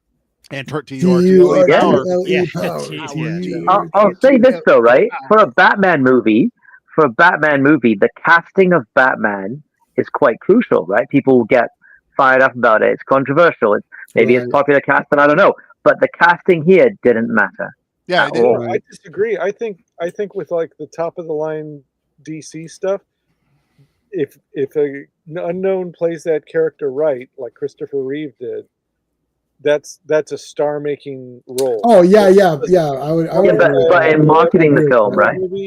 The character of the movie now. With an indie movie, like, had it not been for the cartoon already, like, making this the biggest thing ever with kids, it probably wouldn't have worked. It would have struggled. Nothing before, and you went directly from comic to independent movie. Yeah, Ninja Turtles wouldn't have worked. Oh, this would have bombed ass. Yeah, There's- totally. Yeah, same thing with Rocketeer. It would have been a That's part different of what, movie Like, without nobody the knew what cartoon. Rocketeer was except for Yeah. a few comic fans. But like, if you made Batman or X-Men, like even X-Men, people were going like, I don't know who this Hugh Jackman guy is, and then there were rumors like, oh, he did like theater. I don't want to say Actually- I've seen Wolverine in my X-Men movie, and then he ended up being perfect. It was a star-making Yeah. performance. So Rob Liefeld, who talked to Hugh Jackman a bunch on sets and whatnot. Hugh Jackman was told, and Hugh Jackman has said this, I believe, on an interview. His agent at the time of X-Men said, "Don't tell anyone you're in this movie." Yeah. Like, because this will be like in and out. No one's going to care. It's a stupid superhero thing. And they're terrible. Don't tell anyone you're even in this. We'll just concentrate on your, say you're a theatrical actor or whatever. He It's like, did that in an interview, like confirmed it. That yeah. one of the things he said. But I mean, let's be fair. Michael Keaton was poo-pooed whenever they announced. Yeah. him being Batman. So what I wanted to say, Ross, I agree with what you're saying, but what RR is saying is that the scrutiny is way high, right? So anytime someone's cast as Batman, who's this guy? Who's this Batman? Who's playing Batman? Because it's like, because even with the villains, that's the internet now. When this was made, it was just strictly like, who's the audience for this? Who's the audience for this? It wasn't like 2,000 YouTube channels criticizing dogpiling on it. No, it was, you mean for Ninja Turtles or for Batman? Like, Because Batman was. Huh? You mean for Ninja Turtles? The comics industry, or like when I was getting Comics Buyer's Guide and they announced Michael Keaton, it was like he had been known for Beetlejuice and Mr. Mom, and everyone lost their minds, thought it was garbage. But then they said Jack Nicholson's playing the Joker, and that calmed everybody the hell down. And then they showed that trailer, and then it was like Batmania. Yeah. With that But trailer. as a kid of that time, I didn't know who Jack Nicholson was. So I thought I'd heard the name. Oh yeah, my mom would be like, "Oh, he's a good actor." I was like, "Okay, I don't care because I don't care about the Joker. He's a guy in white makeup. I care about who Batman is." And Batman is Beetlejuice. I'm like, that's weird because I loved Beetlejuice. I watched it 4,000 times, and I was like, that's gonna be Batman. That's kind of stupid. And then when I saw Batman, I thought it was awesome. So that's why I don't really get too worked up. Even when they're like, Ben Affleck will be Batman or George Clooney will, I don't get worked up because I'm like, let me see the movie because I was wrong on Michael Keaton really badly. Right. So I give everybody a shot. I mean, I thought Gal Gadot, I thought, oh man, she's really skinny. She's pretty skinny. Like, I don't know. Like, and I watched the Linda Carter show and she is the real, but I absolutely love both Wonder Woman movies with her. They're my favorite of the Snyderverse movies. So I really liked her. So there you go. But having said that, even Corn Sweater, he turned out to be really good, and I've never seen or heard of that. Did he? Well, he was in Pearl. Let's finish Turtles because I gotta end the stream in like 2-3 minutes. So okay, they kiss here. They play 9.95. I like how she's like, "Will you just kiss me? I've got a report to do." That was good. Yeah. She really got tough because here she complains to her boss saying, "I want a better office. I want more money." Right. So she stands up to him, and then she initiates the kiss. So this is really good for April because she's a strong woman role model. Strong female character. Strong female character alert. Strong female character alert. Runaway. Girl boss, though. She's not a girl boss. No. She's because she's a real character, and we already know Casey Jones is badass, so he doesn't lose credit, right? Like they did in a great way. He just killed the Shredder, supposedly accidentally. He tried to save the Shredder. If you interpret it one way, he tried to save the Shredder. Comedically, he killed the Shredder. And then I like he's like, I have always liked Cowabunga. I made a funny. Yeah, and then who memorized the song? Because I did.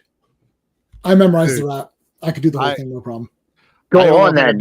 Yeah, right. I don't know if I can do it all right now. Let me TRTL Teenage Mutant Ninja on the half shell. They're the heroes for in this day and age. Who could ask for more? The crime wave is high with muggings mysterious. All police and detectives are curious because they can't find the source of this lethally evil force. This is serious. So give me a quarter. I was a witness. Get me a reporter. Call April O'Neil in on this case, and you better hurry up. There's no time to waste. We need help like quick on the double. Have pity on the city, man. It's in trouble. We need heroes like the Lone Ranger when Tonto came pronto when there was danger. He didn't say we'd be there in half an hour because they displayed turtle power to you. Then what's the next thing? Ah. That was awesome by itself. Well done. If I could listen Yeah. to it, I could sing with it, but I can't do it off head like Can you're you do the doing. ninja rap though? Yeah. Well, go Ninja, go Ninja, go. Go, Ninja, go. I don't know if there's much to that song. There's not a lot of lyrics. He starts out with some that's lyrics like, and it breaks down. That's like, can you do the lyrics to He the stops, Animal Batman collaborates, and stuff? listens. Yeah. So I gotta ask this because this is very important, especially to someone like in the Americas. I want to know if the Canadians or whoever else would have had it. When I got this on VHS, this was one of the few movies I would never fast forward through the previews because you got the baseball commercial of the kids playing baseball and then going to Pizza Hut afterwards. I would watch it religiously. Then there was a weird movie trailer for some weird dysfunctional family movie that I was like, I want to see this, and I never saw it, and then found out it got renamed after release, and it's not even the same name. But these two trailers are seared into my brain. If I stream Ninja Turtles without a VHS, I go on YouTube and watch those two trailers because you can go YouTube them right now, just so I feel like that it's part of this movie to me. Right. It's but experience. those that know the baseball commercial, and then it ends with them going to Pizza Hut at the end, and it's heartwarming. And I was curious if Canada got that on their VHS. I don't remember because I would have I was like, even when I would rewind in such a way because you could see the timer go back, and I would rewind in such a way that it would stop so I wouldn't have to fast forward the next time. Because I was like, I would never even watch credits. And the one time I left the reason I started watching credits is I left Masters of the Universe on one day. The movie had ended, and we kept on VHS, and I kept letting it play, and then Skeletor came back at the end, and I was absolutely stunned because I'd watched Masters of the Universe 4,000 times. I was like, what? You know how I found it? I saw that because I realized same circumstance, different movie tape. I walked away from a movie that had been playing, and I came back in, and the VCR was rewinding. If it got to the end, our VCR would rewind the tape automatically. So as a kid, I went, well, shit, I don't even need to worry about it. I'm just going to go do something. And I caught the Skeletor scene, and I'm like, this is the greatest thing. And then they do it again, like in Wayne's World. You would catch the you're reading the paper. You're going to tell us when to leave. Shit like Strange that. Brew does it. Strange, is it Ferris Bueller? I think is one of the first ones. He's like, it's over. Go home. Yeah. Go home. But I just had to ask that because to me it's a core memory. That's part of it. Teenage Mutant Ninja Turtles was watching that trailer right before the movie, and it's got that one of those like wholesome songs of the kid talking about playing the game, and then it ends with a Pizza Hut commercial, which is awesome too because it's Ninja Turtles. If we ever do Monster Squad, I could do the Monster Squad rap as well. I used to listen to that 100 times. All right, guys, we're gonna end it off there. So, John, what's going on? What do you have going on? I quit my job, so I'm going to do a lot of recording this week. So I just haven't figured out what I'm going to do. Okay. So make sure you guys are subbed to actionflix.com. It's also a website, so you can check out the website as well. I got a couple more interviews that I'm going to post. Okay. I got the guys that did that the Collision Force comic book. I interviewed those guys, so that was pretty fun. So I'm going to be putting that out this week. Cool. Charlie, what do you got on the podcast coming up this week? Let's see. This week, Ricky O, the story of Ricky, our episode. Ricky O. Did you? Wow. You watched it. Did you not see that before? I thought I had, and I ended up not. No. I messaged him. I said, you got to. I said, I can't wait for you to. I was more pumped up for Charlie to watch that movie than Charlie was pumped up to watch it because that's a discovery on my own. Yeah, Sean and I just like, story. What's this about? Brought it home and we're like, what is this insane movie? And I still have that crappy DVD that I got. And I was blown away. So your rip was beautiful, by the way. Too. Yes. No. You know what? I didn't get it from I didn't go to the normal library. I was like, no. I need to find. So I borrowed a few from the library and chose the best version I could get you because I wanted you to have the very best quality and with all of the proper, you could sub it or dub, whichever. I'm It so, was, I'm so it was awesome. And then great. B Action, we just did Equilibrium from 2002. Yeah. Christian Bale. that's Oh, good, wow. dude. That's good. Great movie. That's a all, great dude. movie. I Good hadn't movie. watched it since it came out. Man, Yeah. that's a thinking man's action movie. That we decided that during it. And then next week we were finishing out the birthday month for Pete with Pacific Rim. Giant I like it. robots Oh, and good fun. kaiju, man. I Love it. like Good fun. it. Yeah, I Fun have fun movie. with it. Yeah. Yeah. So that's us. Ross, when's your coming out? We're gonna do once yours all out. We'll do just so you, me, and Sean, not with these other losers. We'll just Oh, Hurtful, so Wow. hurtful. I say anybody who wants Painful. to. That hurt. Cruel he is. I'm going to read. Oh, it. you got. Did I give that? Oh, you bought my book. Wow, Yeah. So wow, that's exciting. it's The first disappearing. few stories are trash. Just keep that in mind. Okay. How about it? But yeah, I thought I was clever. The first couple stories you're going to be like, J-Man thought he was clever. Newsflash, they weren't. This wasn't clever at all. Oh, I'm buying that book now because No, no, I'm going to keep referencing that all the time. It's No, called you Moira won't. the Scavenger. Yeah, more. But once you pass the first, like the first one's okay, and you're going to notice that I borrowed some elements from Flash Gordon's serial. Just borrowed a couple. It's fine. George Lucas borrowed more than I did. I borrowed a few things. Look, But- Ninja Turtles reading your book. It's a blue skin. I Oh, yeah. have that book already. I have it from. Yeah, I sent it to you or whatever. I think.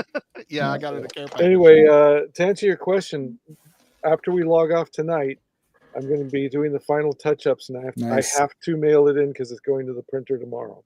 Okay, awesome. So Get on it. Good. We're gonna I have do a it. question for the Scott Adkins guys, though. Have you seen Prisoner? Hey, have you seen Prisoner? No. We can't. No. Yeah, I gotta be like literally 30 seconds. Okay, no, okay. no Prisoner of War. You can check their links. Owen reviewed it. He loved it. I'm not sure if I saw John's review of I it. loved it. That's all I need. Shocker. To know. That's all Shocker. I need to know. That's all I was gonna ask. It's on the Friends drive if you want it. Huh? Prisoner of War is on the drive if you want it. Oh, hell yeah. Okay. Yeah, it's been on there for a while. You should just check every few days like Sean and just take what's there because like I I was. usually do, what but I I did. didn't. It's been a couple of days, so. All right. Are anything you want to say because this was your idea? No, well, just one. Well, thanks very much, J-Man, for hosting this, and thanks to Circle of Iron for beaming me in for this fantastic movie that doesn't get enough love. And I hope all of you in Canada support your women's rugby team in the World Cup final this week. I will definitely support them. If by that I don't have to do anything physically or pay any money, then I will definitely support them. Us Americans will too. Okay, we'll Yeah, just please. stand in solidarity. The government of Canada didn't. Used to They had to watch crowdfund their way to the tournament. So, Oh no, they did. Oh, yep, Well, oh well. I mean, Canadian government gave them nothing. wow. Wow. Well, it doesn't give me much either, to be honest. Bummer. Fair enough. It's all tied up with this other crap. All right, guys. Well, thanks for joining us. Thanks to everybody in chat. Really appreciate it. Make sure you subscribe to all these people here. It was awesome doing this. Turtle Power, great stuff. We will see you tomorrow for Earth's Mightiest Monday. These Avengers issues are badass for tomorrow, so check that out. All right, guys. We'll see you then. Until next. Hey friends, you've just been listening to J-Man, and he is the smartest person who ever lived. So make sure you like and subscribe.